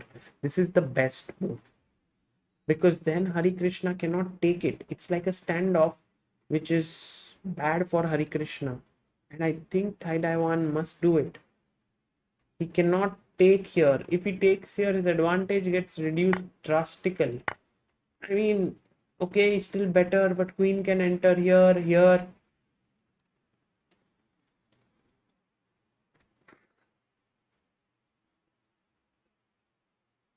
I have a feeling that Thaidaiwan will play rook a5.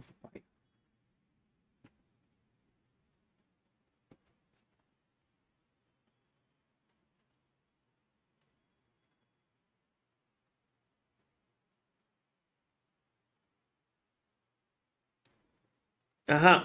By the way, yeah, I saw Daniel Naroditsky now has started a column for New York Times, which is such a nice thing. Yes, Rook A5 played. Well done, Daiwan. That's a good move. It's a very good move. Putting the rook on an advanced outpost on an open file. Hari should never ever touch this rook, because after he takes, this pawn is just too strong. So he has to now think about how to continue here. Trouble. And how is Shashikiran doing? Can we quickly have a look at Shashikiran's game?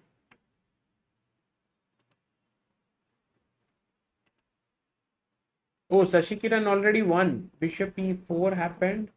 Rook b6 also happened. Rook d6 also happened. Rook takes d6 happened. Queen takes d6 happened. And from there, queen takes d6. He played queen b3. Okay. Rook d2. Queen f7. And then came the move queen g6, and he resigned. He resigned the game only, because I don't know why. I mean, okay, I understand that he's worse, but why to resign? I mean, you can play a bit, but okay, you're just pawn down and this is weak, so he resigned there. So that means Shashikiran has won won his round. Back to Hari Krishna's game. There's also a very interesting game. Oh, by the way, Nodirbek is on fire at the tournament here. He has now beaten Max Warmerdam. Wow. What's up, Nodirbek?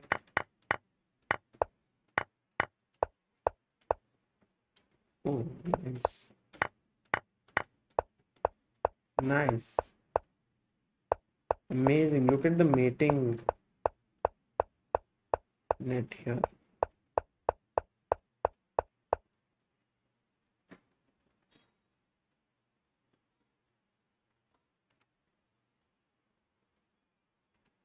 And what about the game of Salem versus Quang Liem? The king. King is on a4. Maybe the king will be very safe on b7.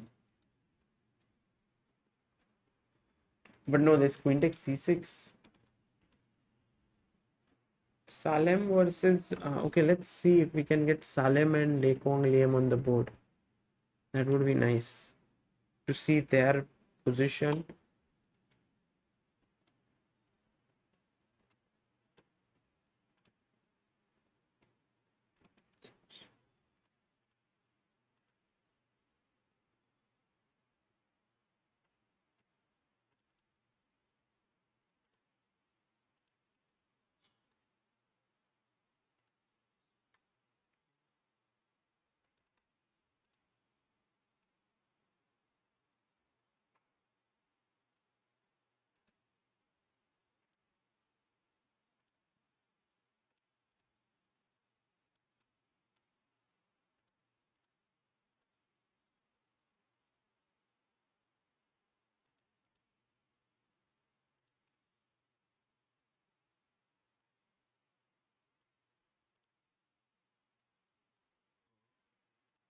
I don't know which camera they are on. Maybe cam 4. Yeah. Okay. Let's follow their game as well, because very interesting position. King running has happened. So Vidit's game already is over. He's drawn it. Follow this game.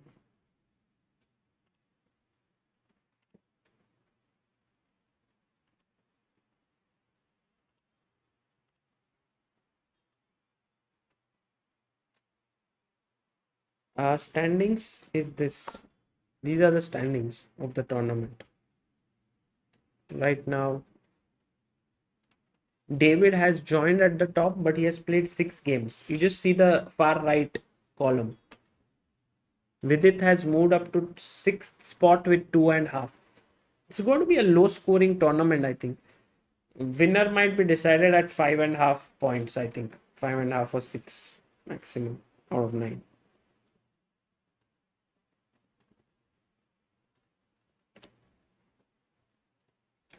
Going back to Harikrishna's game. After rook a5, what did... Oh, Hari played c5. Oh, bold move by Hari.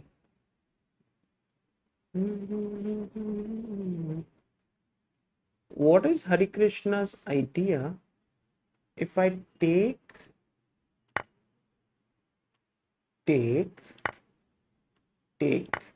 What is the move that Harikrishna wants to play here, guys? Can you guess it? Black to play. Let's see how many of you are alert. We need 23 more people to subscribe to reach 924k. Let's go. 1 minute, guys.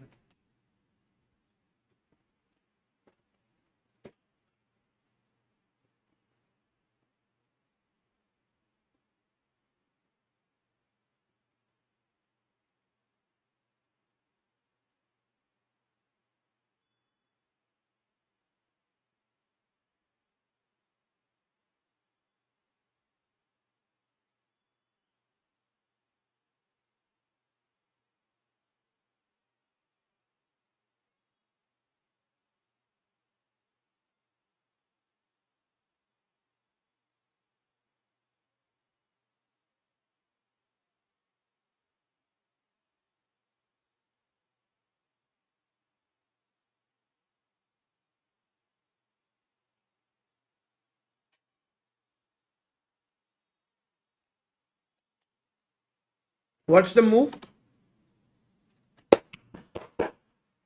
Awesome job, guys. Awesome job.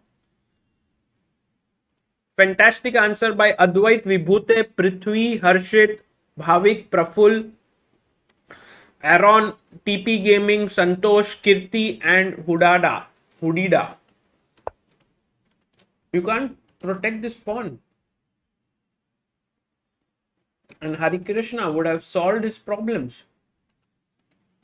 So c5 by Hari. What a move. Let's have a closer look at the players to see how... I think Hari starts to feel confident, yeah, about his position, gets up from his chair. Meanwhile, Thaidaiwan trying to really think deeper. Okay, so the best move here, guys, and actually is a must for Thaidaiwan to find, is b5. It's a must. And after this, he keeps his advantage. But let's say now I take and you take. How is this position so much better for? Well, the main point is that he might play knight c4 next. Take here. So I'm wondering, for example, let's say I go queen c8. You go knight c4. It's already not good. Let's say I go queen a7. You take, I take. If I take this, you have queen b5 maybe. So first queen b3, defending here. Now threatening knight c4, then b6. Yeah, this passer b5 would be very strong. So Taiwan has to play b5. Did he play it? Not yet. He's thinking.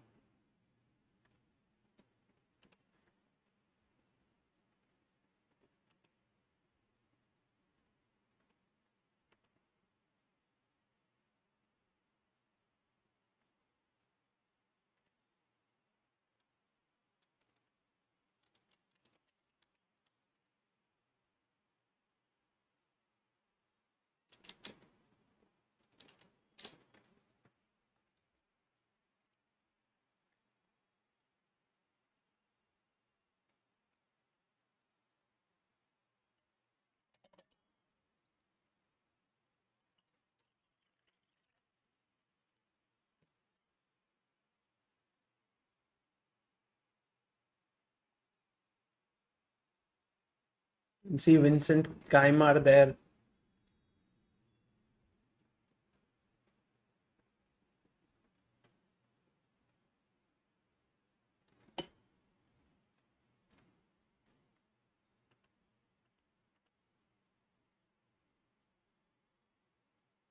Also, guys, taking and then playing this does not help. Yeah, still knight a4.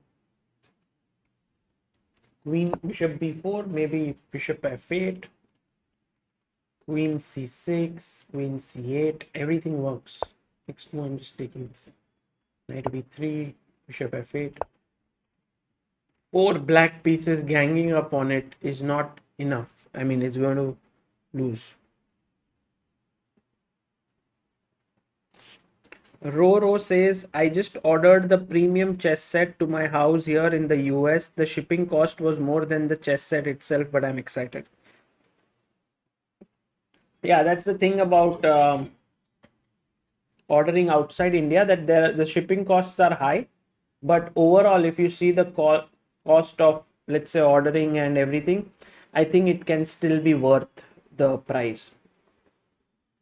So yeah, if anyone is interested in getting the ChessBase India premium chess set, they can also get it. I can just show you a bit about it and you can try to in a world get it for yourself. doing a chessboard, high quality chess pieces, a bag for the pieces, a bag for the chessboard as well. All of this is carefully packed so that when we courier it to you, you receive it in the best possible condition. We take pride in the fact that the chess sets are manufactured in India. Here are some features of the premium chess set. It is 96 standard weighted and felted set of Staunton design. Fine crafted, high class plastic pieces of 3.75 inches height. Total weight of the pieces is around 800 grams. Usual pieces are around 300 to 400 grams. You have 2 extra queens included. 55mm by 55mm high quality vinyl board with notation with ChessBase India logo in the corner and a leatherite finish. You have 2 flat nylon drawstrings for the board and pieces with the ChessBase India logo. It is also a perfect product to gift your loved ones. We also have gift wrapping options in the ChessBase India shop. So what are you waiting for? Get your hands on the ChessBase India premium chess set and challenge someone to a game of chess in real life. Link is in the description. Yeah, so that is the ChessBase India premium chess set there. And if any one of you wants to get it, it's the second link in the description, so please check it out. Going back to the game, Taiwan drinking a lot of water there, just keeping himself hydrated. b5 is something he must find. Let's go to the game of Salem versus, yeah, go it here, maybe here. Salem versus Quang Liem.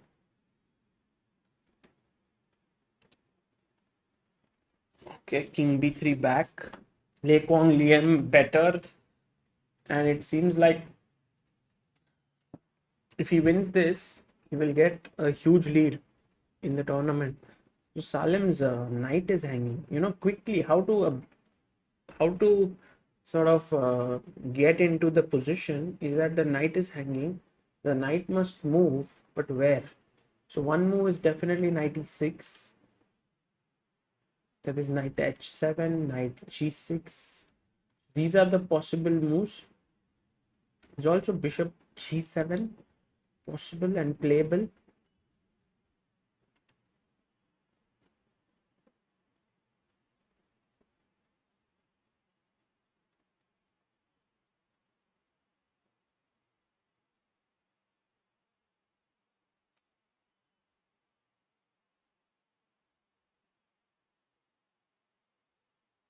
He goes knight to g6. He wants to put his knight on h4, on e5. You see, chess players get really tired after a long thing. You will see them many times just exhaling, drinking water, trying to focus. It's not easy to think on one thing at the same time, like just staying tremendously focused. It's very difficult.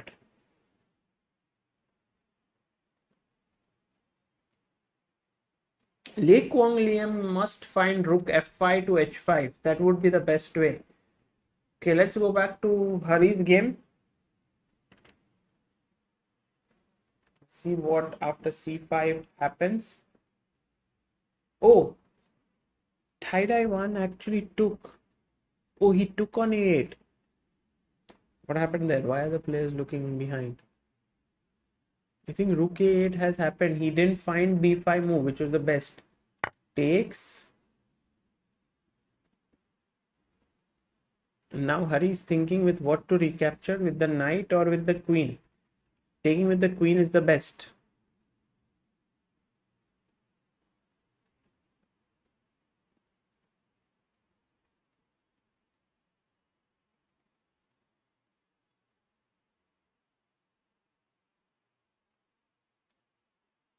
Hey, where is the video? Oh, this has happened. He took queen a8, b takes c5, and Hari has played knight a4. Wow. Wow. So Hari Krishna has managed to turn this around. I mean, not turn it around is a better for him, but at least he's no longer worse now.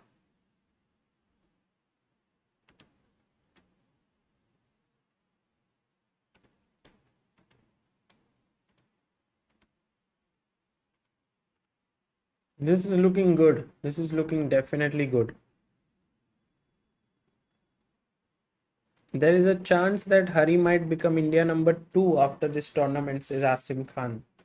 Yeah, it's very much possible, Asim. But if he draws today, not really, because his opponent is rated 2610. So he will lose some elo points with a draw today. If he wins this somehow, magically, then even today he might become India number 2.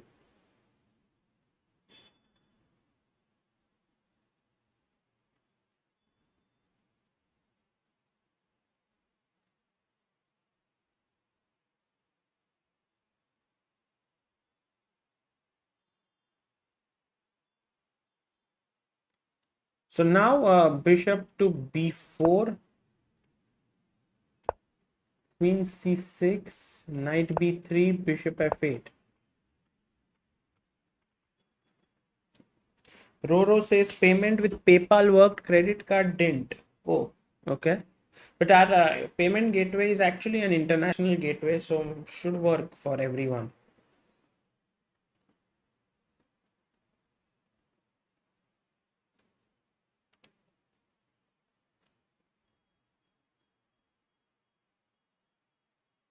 Big chessboard, okay.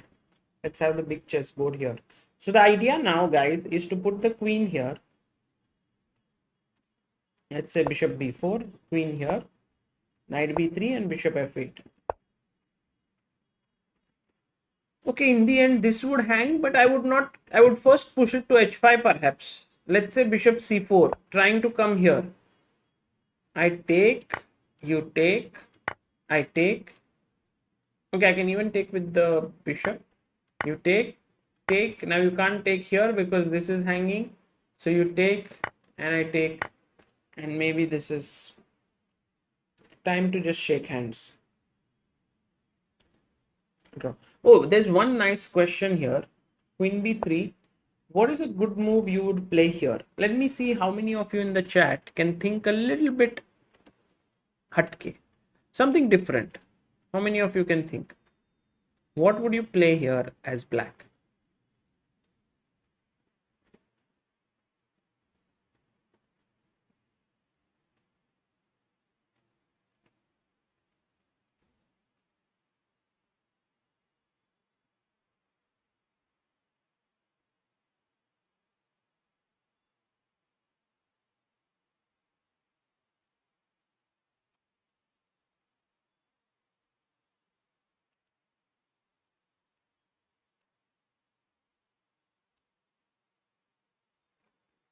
Yeah.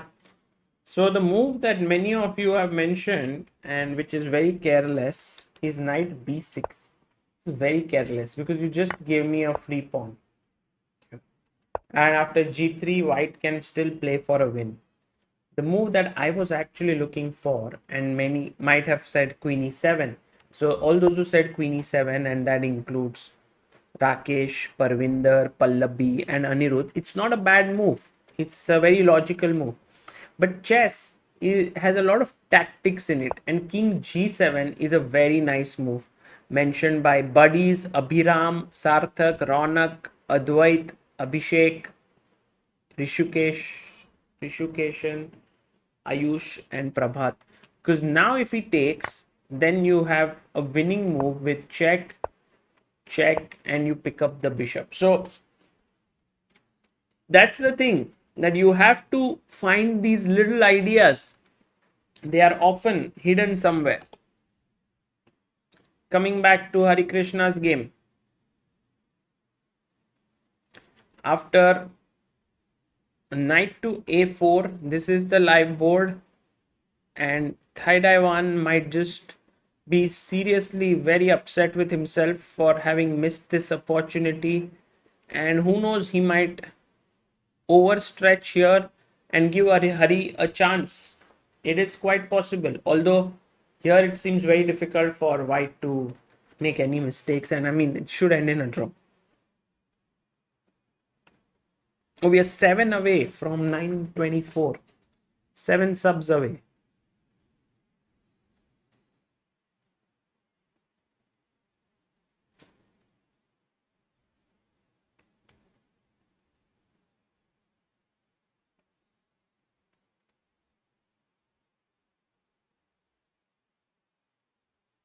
And I want super focus there. Hare Krishna's class.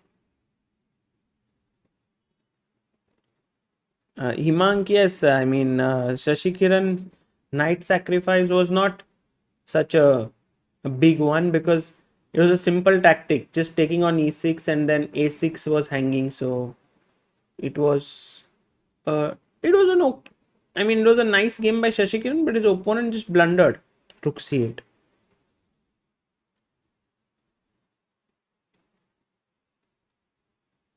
16 minutes left.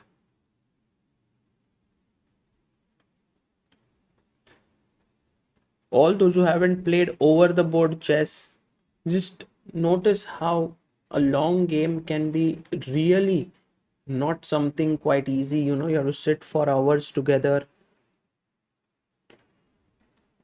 It's not a simple thing. By the way, bishop b5 here, I don't like it because then I can just take knight dc5 or knight ac5. Both look good.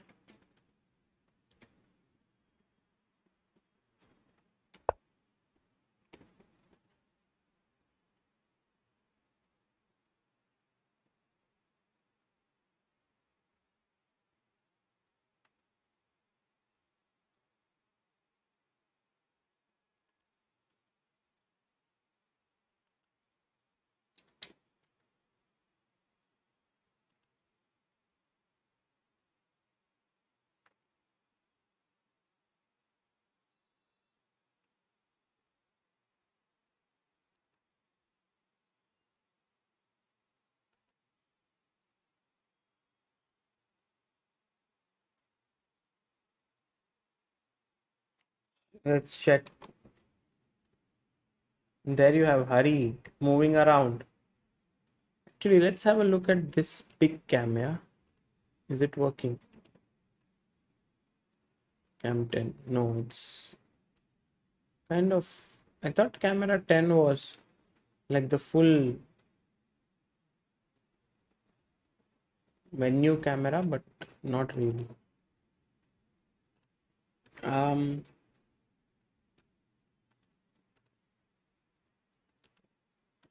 After knight g6, rook f5 was the best move, but he hasn't played yet. He's still thinking, Quang Liem.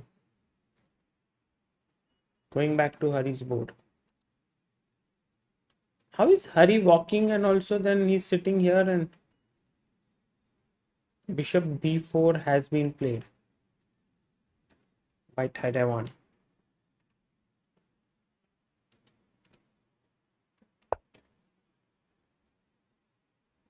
Plays his bishop to b4, protects the pawn. The pawn is now protected twice. It is attacked twice.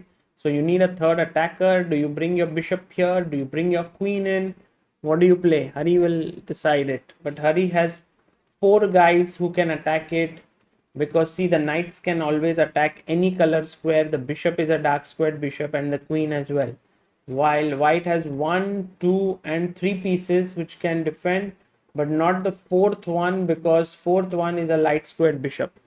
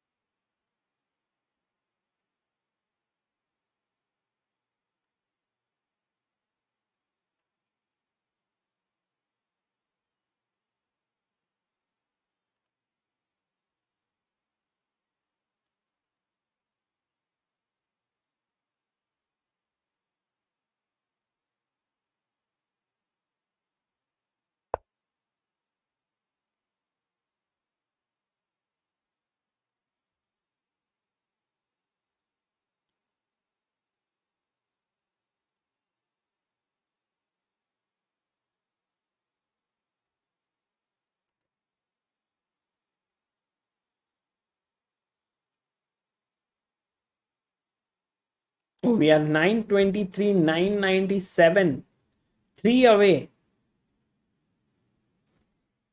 Let's see if there are 3 people watching who haven't subscribed yet. Then we reach 924. Meanwhile, Harikrishna has to bring these pieces to create this power zone on c5. Let's our power combine kind of a moment there. And the 3 people clicked subscribe together to reach 924. Yay, celebrations. And one more, and one more, and one more, and one more. One stream should be just like this, yeah? You put the subscriber count and one more. Oh, one more, and one more.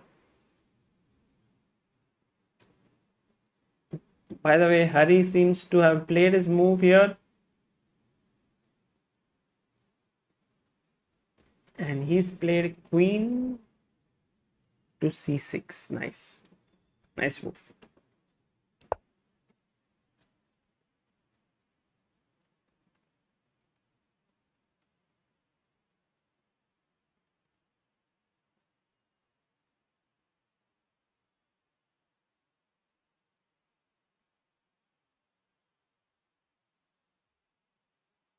Queen to c6.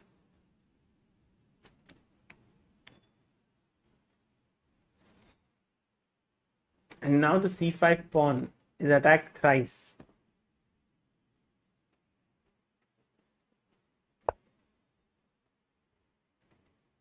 I have a big feeling that this game will end in a draw in a couple of moves.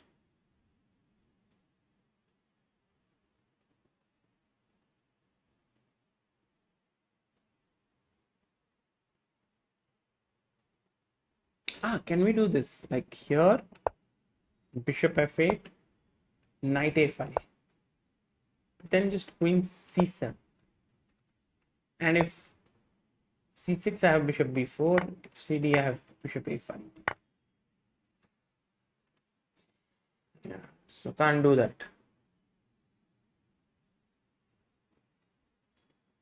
Marcelo says, do you think Prague will be promoted in main board category for this Olympiad since Vichy is not playing? No, Prague is in the second team. Actually, it will be interesting to see who will take the top board on team 2. Because there is Nihal, there is Prague, there is Gukesh, there is Adiban and there is Rauna. Right now, rating wise, Gukesh is number 1. But Prague is also playing really well. And we also have Nihal, who is a very solid player. And Adiban, who has the experience. So I think it can be a very interesting call as to who will take board 1 in team B in Olympiad. Is not clear. Isomaniac says Prague will take the top board, hands down. Gukesh is a Chad too, says Marcelo David.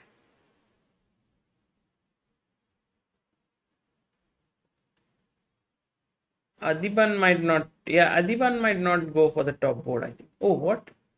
Bishop? What did he play?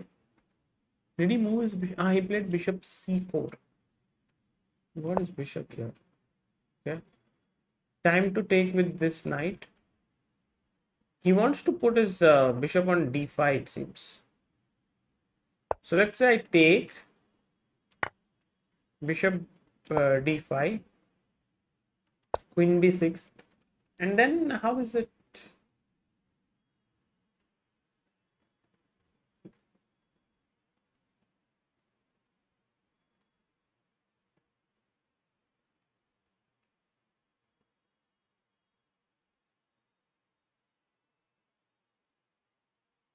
He took knight a c5, bishop d5 on the board. So he has now the two bishops, but I think Hari will hold this. Hari will not be like if you go here, queen a3, bishop f8, next move king g7, all good.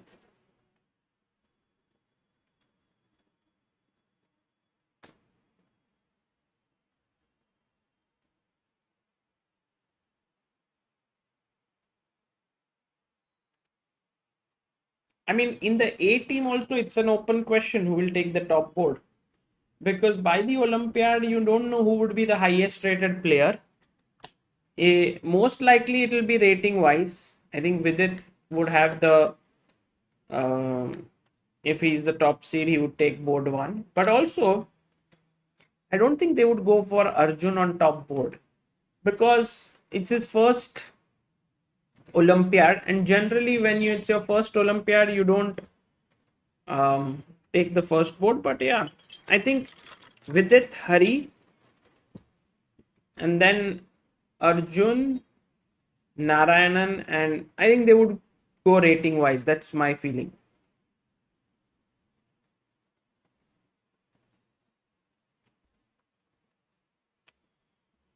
Udit Agarwal says, Sagar, why don't you think Gukesh is getting less focus in world chess than he deserves? He's almost 1 year younger than Prague and has reached the rating of 2684. No, I think everyone's aware of Gukesh. In fact, recently he won 3 back-to-back events as well. So everyone knows how good he is. Prague beat Magnus twice, and also there's something about beating these elite players, which, I mean, it was not rating event. So Prague's rating is like 2648. Didn't impact his rating. But I think Pragnananda's wins against these top guys like Mamedyarov, and then he beat literally everyone. Anish, Wei, Ding, he gave such a tough fight. I think these all mean a lot.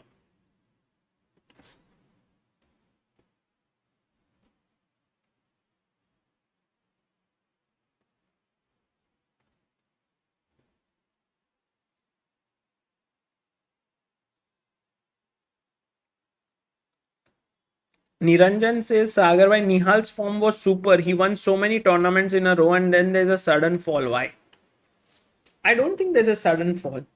And also, I mean, he's just improving bit by bit. It's a slow progress, not as fast as, let's say, Arjun or Prague or Nihal, but or Gukesh. But I think Nihal is there, right up there. And very soon he will also start performing. I think we need to not really look at every game and every tournament to see how these guys are doing. I think at the end of a year or so, it's a good time to take stock as to what has happened. But Yeah, I mean, generally we tend to focus a lot on game to game basis, and I don't think that's how chess players think also.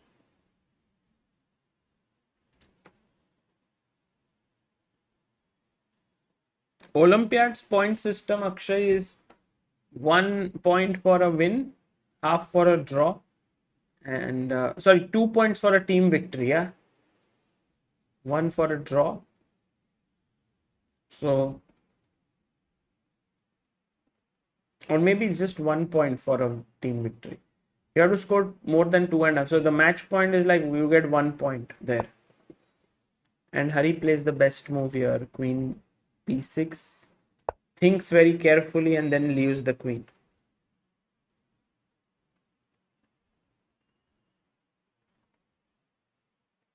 Olympiad is classical. 1 million subs पे give away करना 100 free chess boards. Okay.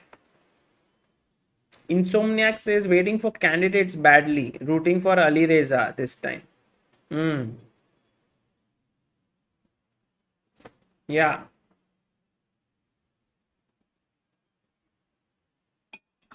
I'm also very excited for the candidates. Not just Ali Reza, but also Nakamura. All these different. I just read that Nakamura has signed up with some other gaming. What is this? Misplaced or something.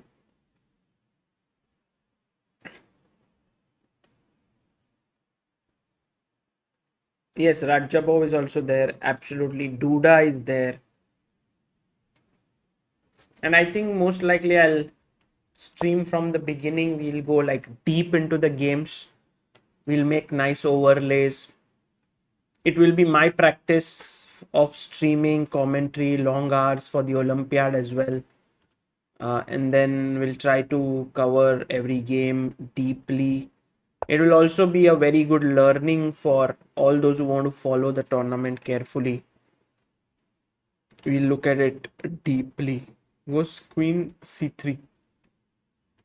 And now I think Hari will go bishop f8. Please bring guests also. Okay. I will try to bring one guest every day. Amruta will also join me most likely in the commentary.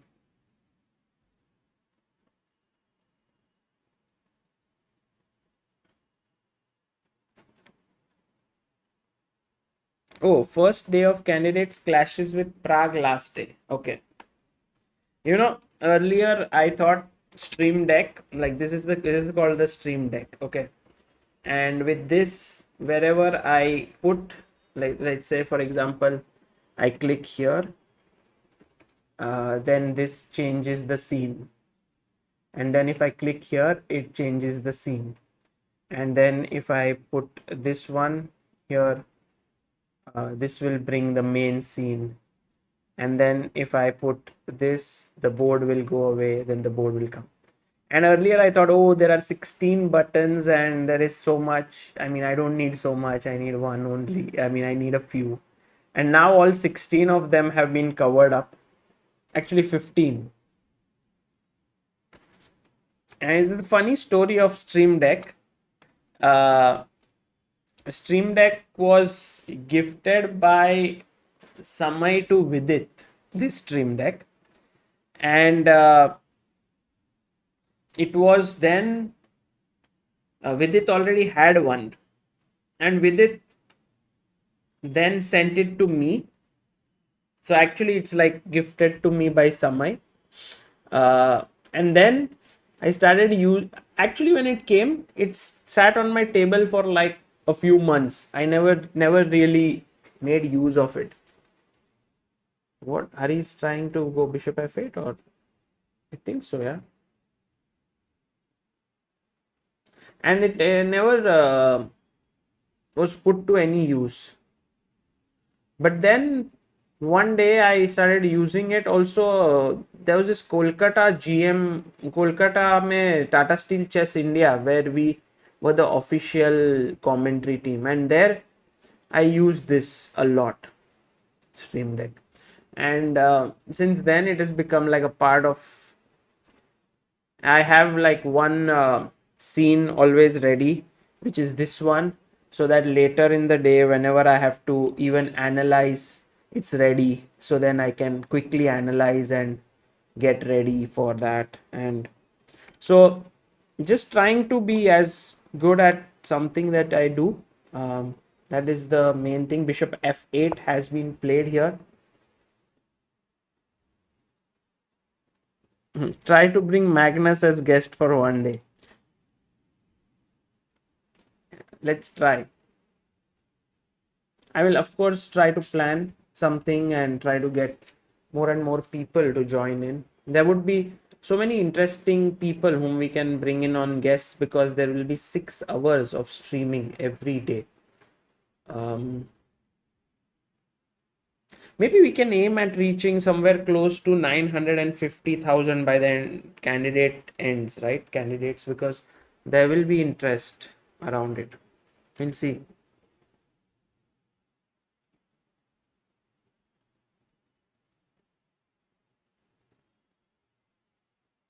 Aditya says, why not queen b5 instead of queen b6, right? That's what you want to ask. Queen b5 also possible. But I think Aditya, what he thought is that if the queen is here, it can swing over here and defend this. If you go queen b5, also queen a3, there could be possibilities of entering from this side. Let's say bishop f8. And then queen f3, and suddenly you have something to worry about here. You know? This is not what you want. But with the queen on b6, let's say you go like here and I go here, and then you come here trying to attack this, I can just place my knight here with the queen. So I think it is more like being careful on the third rank, more useful. Bishop f8 has been played. Moreshwar Karmakar से, सागर भाई candidates बहुत बार सुना है पर details नहीं पता, एक बार details बताओ ना. ठीक है, एक अच्छा तुमको फोटो दिखाता हूँ. ये फोटो मैंने खुद बनाया था बहुत टाइम पहले. I have not published it yet. Maybe some point I will tomorrow और so, and maybe that will give you a nice.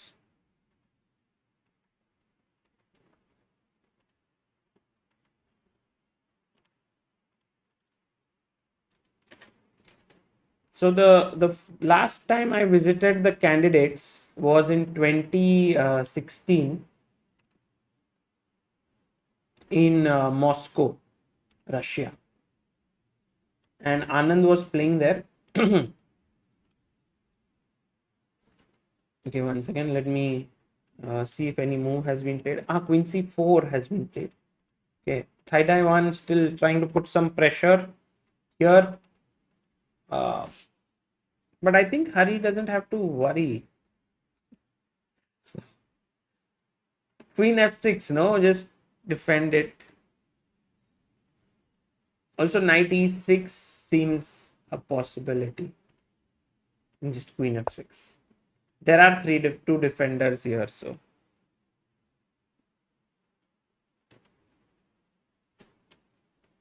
Yeah, so 2016 was in Moscow, and there Anand was playing. And so Amruta and I went there. And it was also the tournament where World Chess decided to kind of stop the relay of moves. It was a very interesting period, because at that point they said that, okay, if we are doing the tournament, then the moves cannot be shown on any other platform.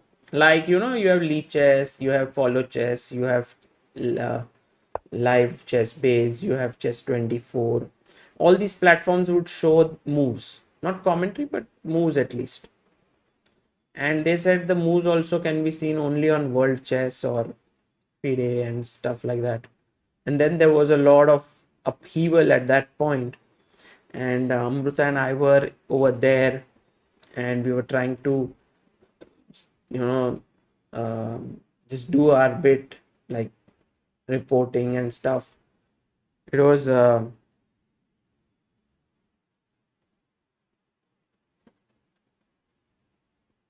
Yeah, it was quite a interesting one, long one. Actually, candidates is a very long event because, by the way, I wanted to show you this picture. Not this, it's a chessboard, but this one. Candidates. This I made some time ago. I'll publish it maybe, asking all of you for your favorites tomorrow. So maybe we'll have a candidates contest on ChessBase India and we'll keep a chess set or something. So it was Ali. So Ali Reza is there, Nepo, Fabi, Rajabov, Ding, Nakamura, Duda, Rapport. And behind them is Madrid, where the tournament is going to happen. And yeah. So the thing about candidates is a long event. I think there will be 2 rounds and then a rest day, if I'm not mistaken. 2 or 3 rounds and then a rest day. And when we were in Moscow, we made very good use of the rest days. We, of course, worked a lot doing reports and stuff, but we also interviewed Mark Dvoretsky at that point, and I think that turned out to be one of my best works ever. Queen b5 played. And will Harikrishna start to take over slowly?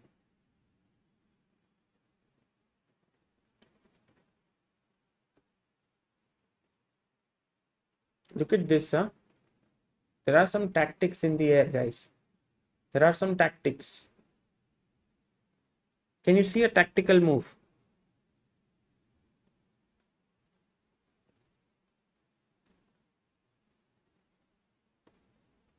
No, that I don't think it's Sagrada Familia, other account. I think it's something in Madrid. Because I've been to Sagrada Familia, or maybe it is. Yeah, I also got confused for a bit. But then why did I put something of Barcelona? Because I made it. So maybe I made a mistake. Yeah, Manasvi, Magnus said that he won't play if anyone other than Ali Reza wins. I think there are too many layers to this. Firstly, there is FIDE elections coming up, and also a lot will also depend on who wins it, because then who will be the FIDE administration, that will also be important. Because if you think about it, when FIDE's administration was with, I think it was Kirsan, they gave the rights of holding the world championship to World Chess, and I think Aegon was the name.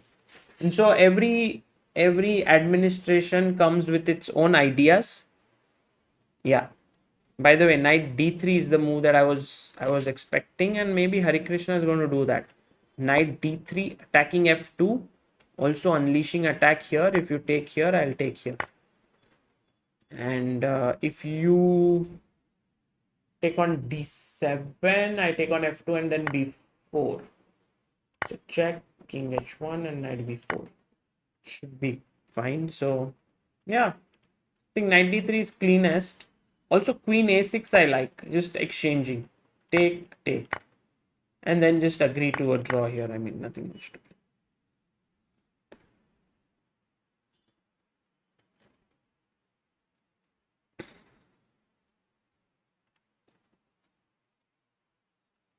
Oh, he's going to move his knight. He's going to play knight d3, I think. Look at Hari there, moving his hand over the piece. Well, when you move your hand near the piece and then don't play it, you give your opponent this knowledge that you're going to move the knight. And then, but okay, I mean, in a classical game, it doesn't. Okay, play it. Come on. It's okay.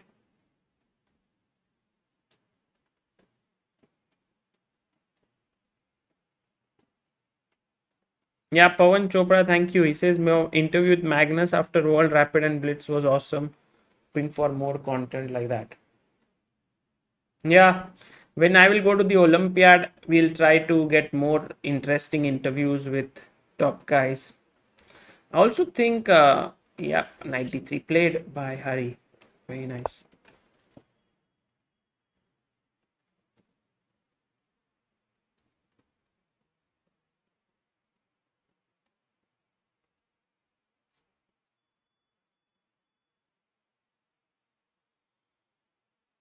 So knight d3 has been played by Harikrishna, and I think most likely a draw will be agreed now. There's nothing much more to play for. Like for example, knight f3 maybe one move. Because if you take on b4, I'll take on d7. Or maybe he'll just take here, and then knight f3. And then draw.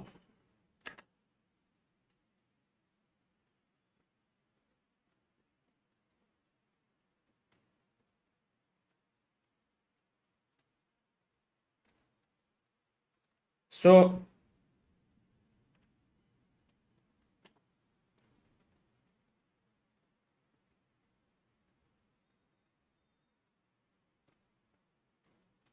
now the question is that who will win the candidates?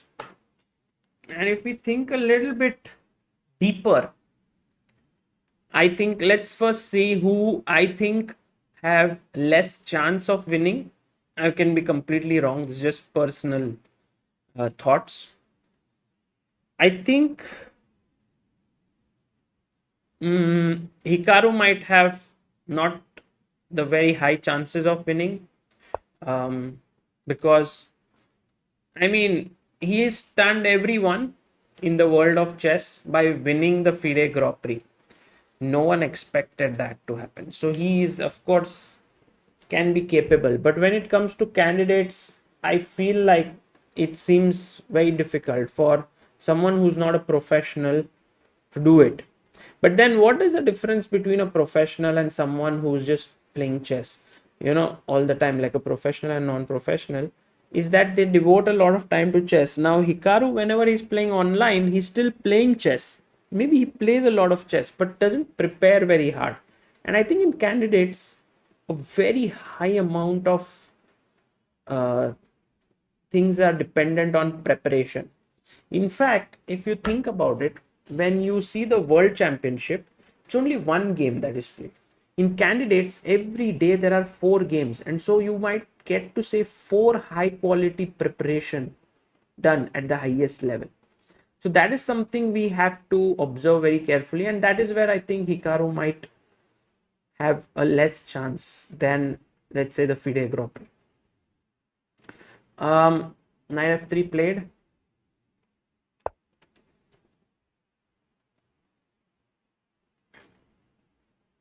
Knight b4.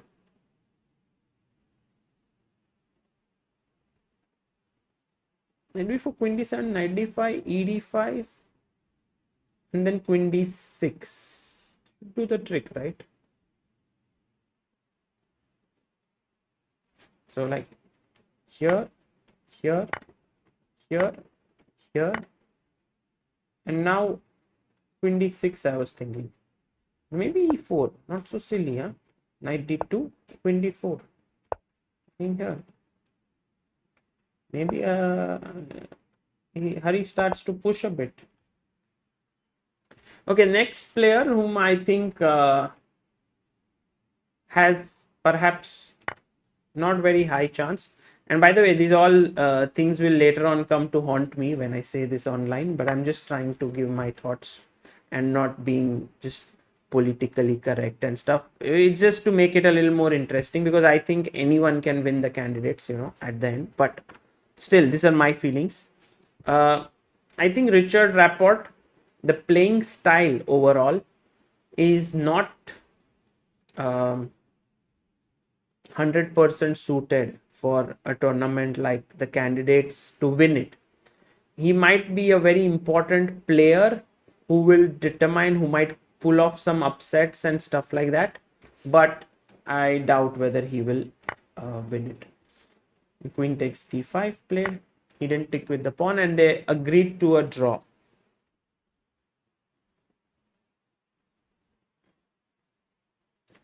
And so draw has been agreed.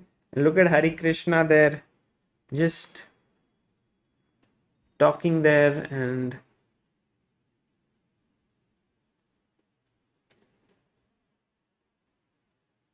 let's go outside. And he said, "Arey Hari, but if you analyze outside, we can't see it." No. Okay. Anyway, great result for Hari that he managed to hold the draw here.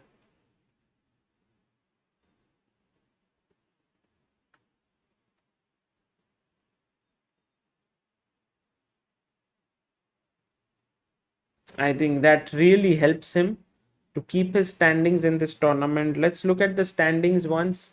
Harikrishna as the leader with 4 points, but Quang Liem can go ahead of him. He's on 3.5 and playing against Salem. We'll have a look at that game. And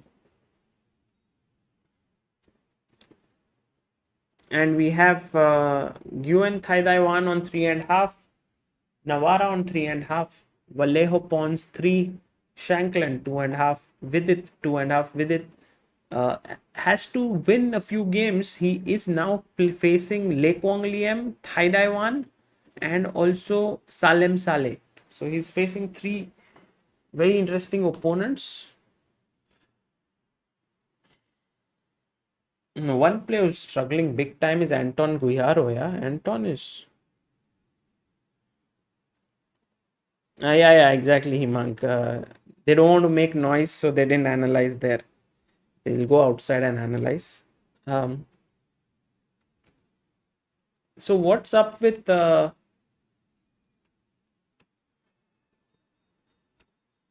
Salem and Quang Liem? Because if Quang Liem manages to win, he will overtake Hari as the leader of the tournament. But it feels like that is not going to happen. By the way, Salem has only 1 minute left. Let's follow this game. Let's follow this game. Oh, last move, Queen f3, Queen f7. King h6 has happened. And Queen has gone to f7. Oh, he blundered. And now the knight comes to f4. Okay. And he has to find the only winning move now. Guys, can you find it? White to play. Can you find the only winning move? If Quang Liem finds this, he will lead the tournament. He will have the half a point lead over Hari. So here, okay, this was getting around equal. Oh, this was not the best to take here. Okay, so g1, Queen f7, knight f4. Okay.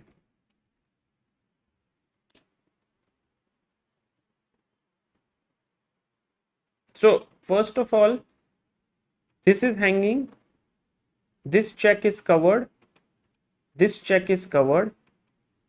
This check is covered. So the knight covers everything. Threat is to take here and then mate you on b2. So I think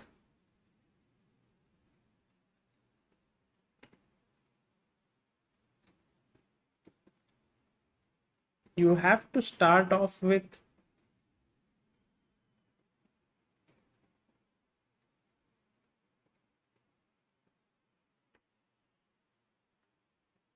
Queen f8. Very good. Excellent move. Queen f8 is the correct move and answered by Rakshit, Divyendra, Aryan, Teja, Jibitesh, Neha, Manasa, Suvidha, and Rishi.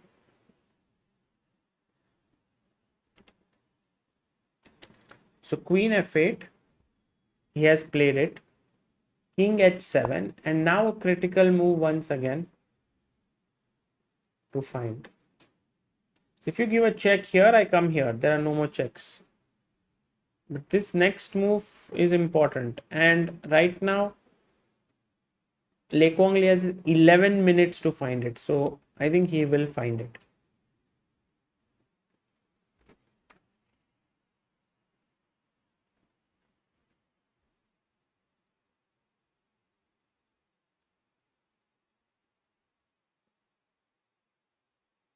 Rook G8. Oof.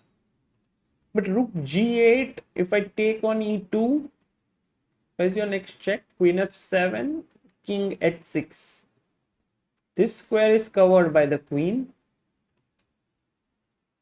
Finds the best move. Le Quang Liem is such a monster. He finds Rook D1 with the idea of Rook D7 in the position. So even if you take here, it's a check. King has only move, and now Queen G8 check, again only move. Now few options. If you go here or here, Rook H7 is a mate, so you must play King F6. Now I want to go Rook F7 check. Okay, maybe Queen G7, and this is mate. Okay, this is mate. So this is done. Rook D1 is such a powerful move, and with just, what is his time left? Like 1 minute left on the clock. Salem has to resign now. He can't even take this bishop. Maybe he has to find a move like knight h5, rook d7, knight g7, and then rook e7, and then queen d4. You go e5, blocking the queen's path and threatening a mate here. So rook g2, maybe queen f5 check. It's possible. I think this might be the toughest defense here in the position. King h7, rook d1.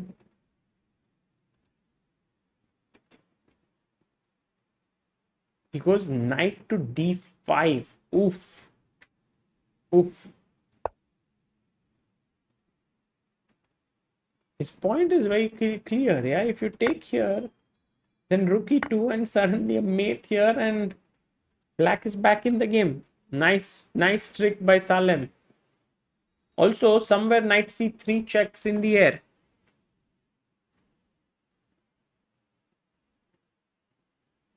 A rook g8, I think you can hold a draw perhaps. Rook e2, queen f7, king h6, queen f8, and you can draw. But not a win. Not a win. This is not a win. But knight d5. And now, very careful. Yeah, this is what these top players do very well. When we are winning, we get like nervous. Our breathing starts to get very high. We are like, ooh, what should I do? Should I take here? Should I take here? Oh my god, he's going to give a check. Oh my god, e2 is hanging. Oh, this might be a mate. I can't move the bishop. The check here, he'll go back. What should I do? And then these top players are like, can I go rook f1? I'll just give a check from here. Game over. And so it's what he might do.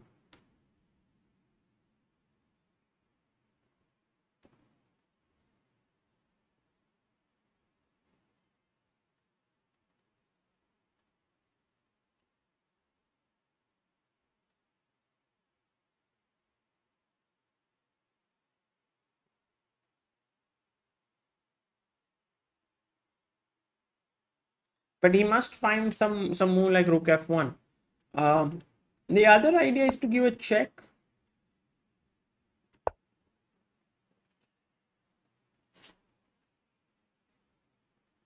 And still not clear. Yeah, if he goes rook f1, I think it's over. I mean, this is no way to.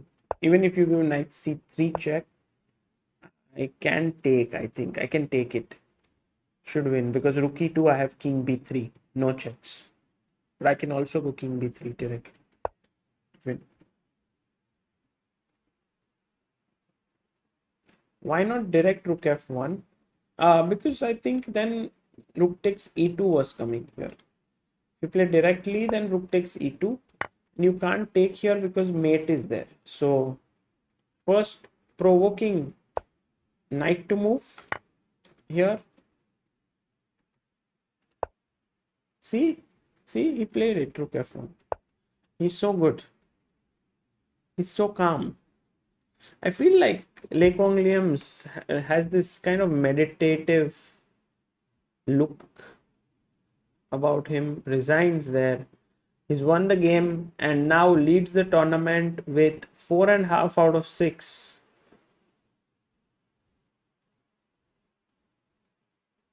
Amazing. What a game this was, though. Like, just if you see from the start, it was a King's Indian,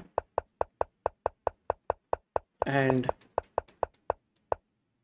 you can see Salem just so unhappy there. You know, guys, each player has a story about him, and even in order to reach here, they have put in hours and hours and days and months and years of practice, and it involves sacrifices. I mean, Salem recently got married, and he was saying that how it is important for him to kind of focus on chess wholeheartedly. Earlier, he was financially in some, he was not sure if he should continue, but now he has support. So, all of this, there are dreams, there are ambitions. You are the first ever player of UAE who wants to do well at the world stage, and then every tournament you don't do well is does impact you. Here I think g4 must have come at the right time. Tick. Yeah, Salem just opened up the position. He's such an aggressive player, such a thrilling player that he is. I have played with him before. Salem, I think it was in 2012. Our game ended in a draw at that point. I don't remember him beating me. Maybe he has beaten me already, but I don't remember. He's a very strong GM.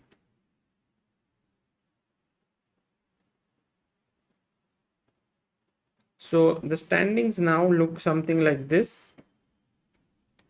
The updated ones, with Quang Liem at the top with 4.5, Harikrishna on 4, and Hari and Quang Liem still have to play each other. So that will be a very crucial game. And if you see Hari, he is facing 9th and 10th ranked players now, and Quang Liem. So he's going to face Anton and Salem. So he has really good chances to win this tournament. We'll see how that pans out. Oh, Tanmay says Salem became dad between Sharjah Masters. Used to travel home during night to meet his kid and just came here after a few days. Hasn't been with his family in most urgent times. Much dedication. Oh, that's so nice to know. Very nice, Tanmay. That was news to me. I didn't know.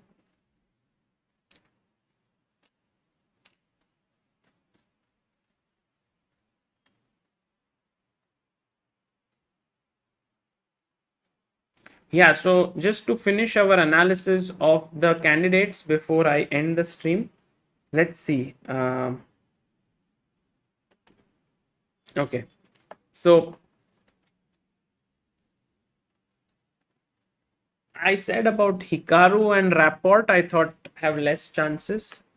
Who else? I think Temur Rajabov really will have a difficult time, especially judging from Norway chess. He was not in his best form, but later in the tournament, he was coming back to his own. Would really love if Raja does well, but I think it's not going to be easy for him, especially because he hasn't played much. There's something to be said about playing. You have to be in touch, and that's also one reason why Nakamura might do really well and surprise everyone. He plays so much every single day. Duda, I'm not sure about his chances, but he's very ambitious. I would say so. There are these. I would put like players who have chances, like 3 categories: high chances, medium chances, and low chances. So I would put Rajabov, Nakamura, Rapport in low chances. In medium chances, I would put Duda and Firuza and Nepo. And in high chances, I would put Ding and Fabi. Sounds predictable. What do you think, guys? This mine.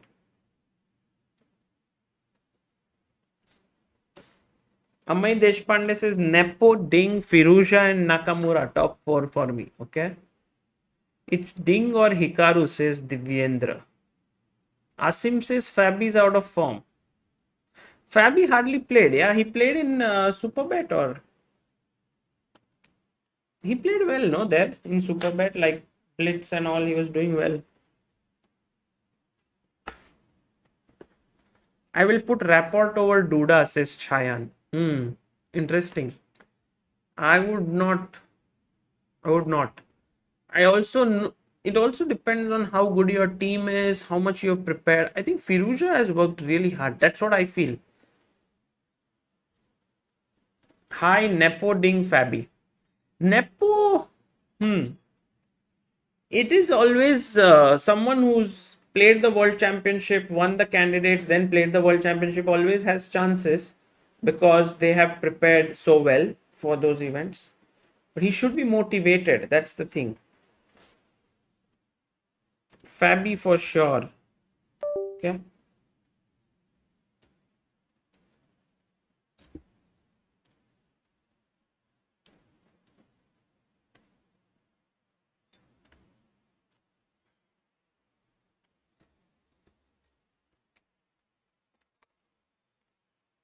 Firuza wins, that will be like epic. So in my heart, I'm like, okay, Firuza, just give your best and win, because that will change the entire kind of the story around chess.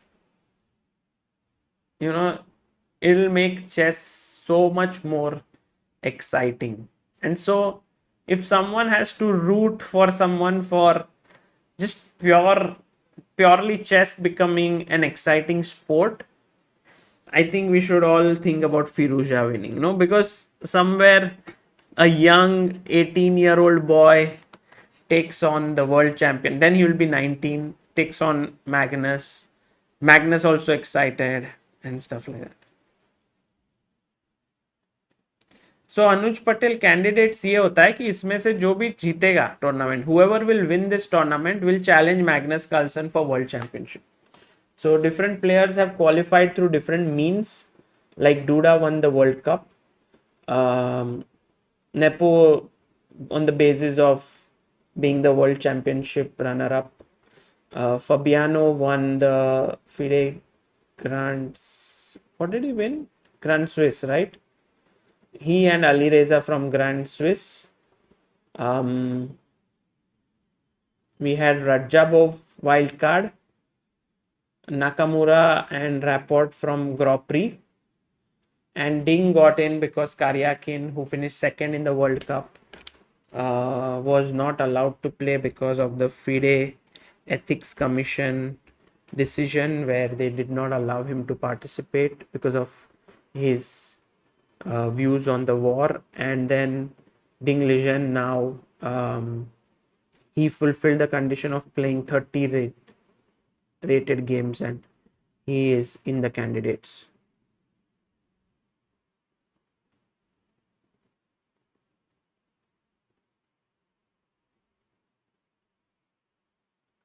So this tournament will be double round robin. I remember how things were last candidates, when it was about to begin. I was like, how should we cover it? And I used to do recap videos with Vidit in the first half. Then the pandemic began, and the second half I was streaming, and Anish was very close to winning it. Remember, he had beaten Caruana, and last round he had to or second last round he had to beat Chris Chuk, but he lost. and so he was very close. It was great fun following that event, and now we will follow this one in more detail. I also have more plans this time, so we'll do it.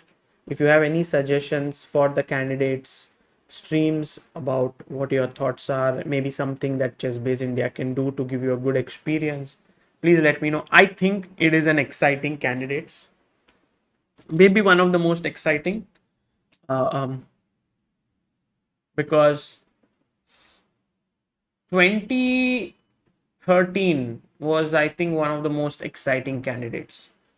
If I recollect correctly, I was watching it.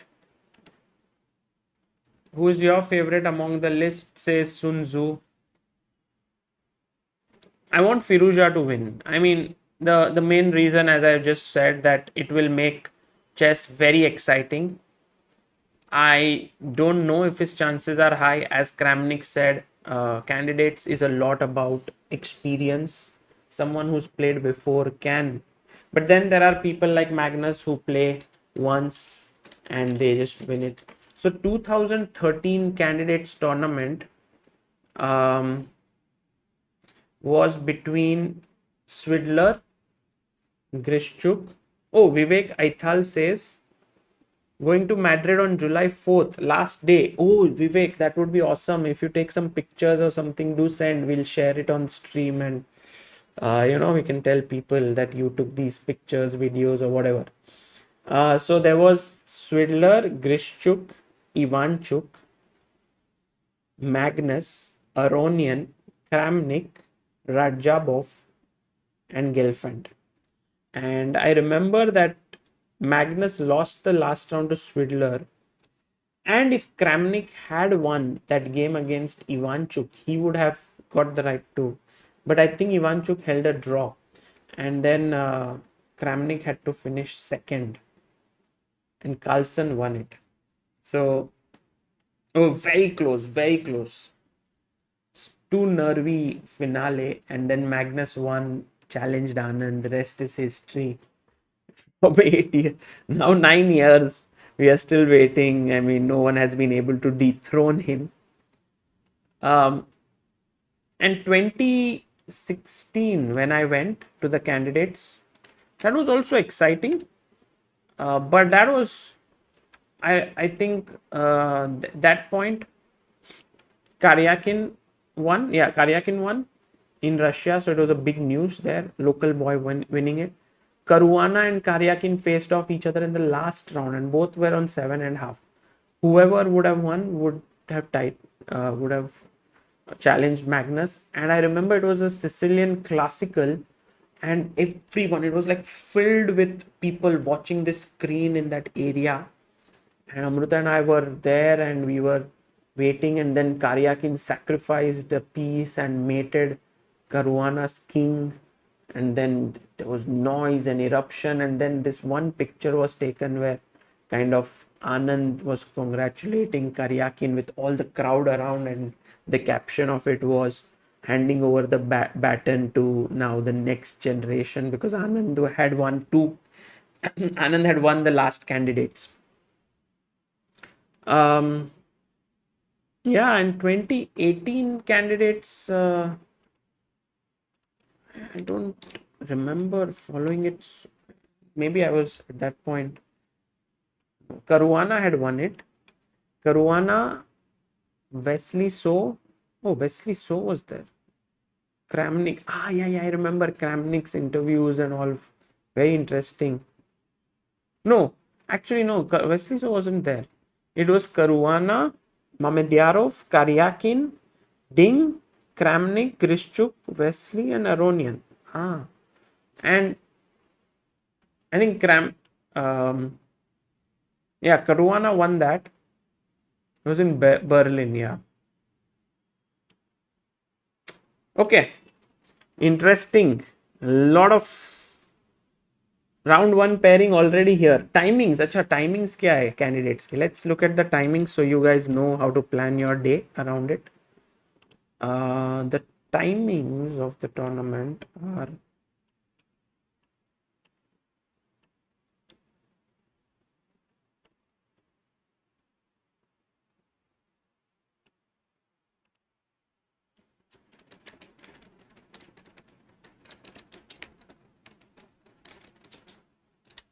pairings are Duda versus Rapport. Acha, first round only. Ding Nepo, Caruana Nakamura, and Rajavo Firuza. Nice.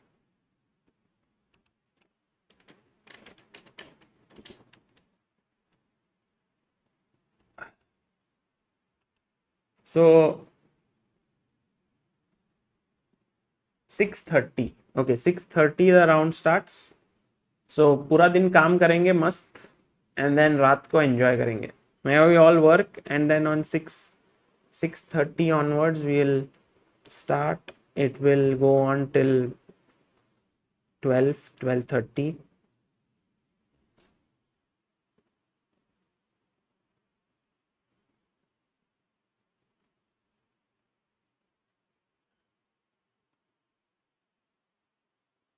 Yeah. Many funny Grishuk press conferences in Berlin.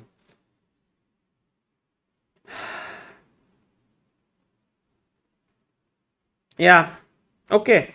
So let's see each other. Like, let's see all of you tomorrow.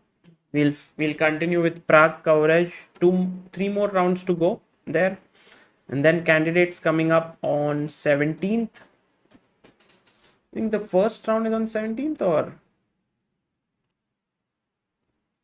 round 1 is already starting on 17th. 18-9. So 3 rounds every day, then rest day. 3 rounds, rest day. 3 rounds, rest day. Like that. And then in the end, there are 2 rounds. Okay. I was going to talk to you about the Argentinian tragedy, but maybe I'll just make a video on it later. Okay, guys. Take care. Would you start around 7:30 or 8, or after the opening part is over? I think I'll start from the beginning, because I want to also cover this well. We'll go deeper. We'll try to talk about it deeply, about what's happening, and so I don't want to go midway. We'll cover it from the beginning.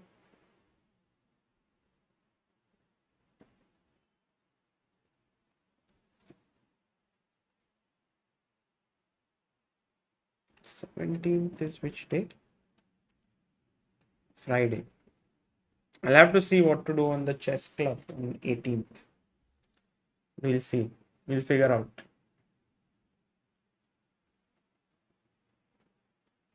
Okay, guys, see you all. Take care, and thank you all for following. Today, Hari and Vidit both drew. And before I leave, here are the standings for all of you to see. And Harikrishna still in with a great chance to win this tournament. He was almost lost today, but he saved a great position. Like, he saved himself in with some nice moves against Nguyen Thai 1, while Vidit played a very solid draw with black pieces in the Petrov against Navara. Until then, guys, take care. Bye bye. See you.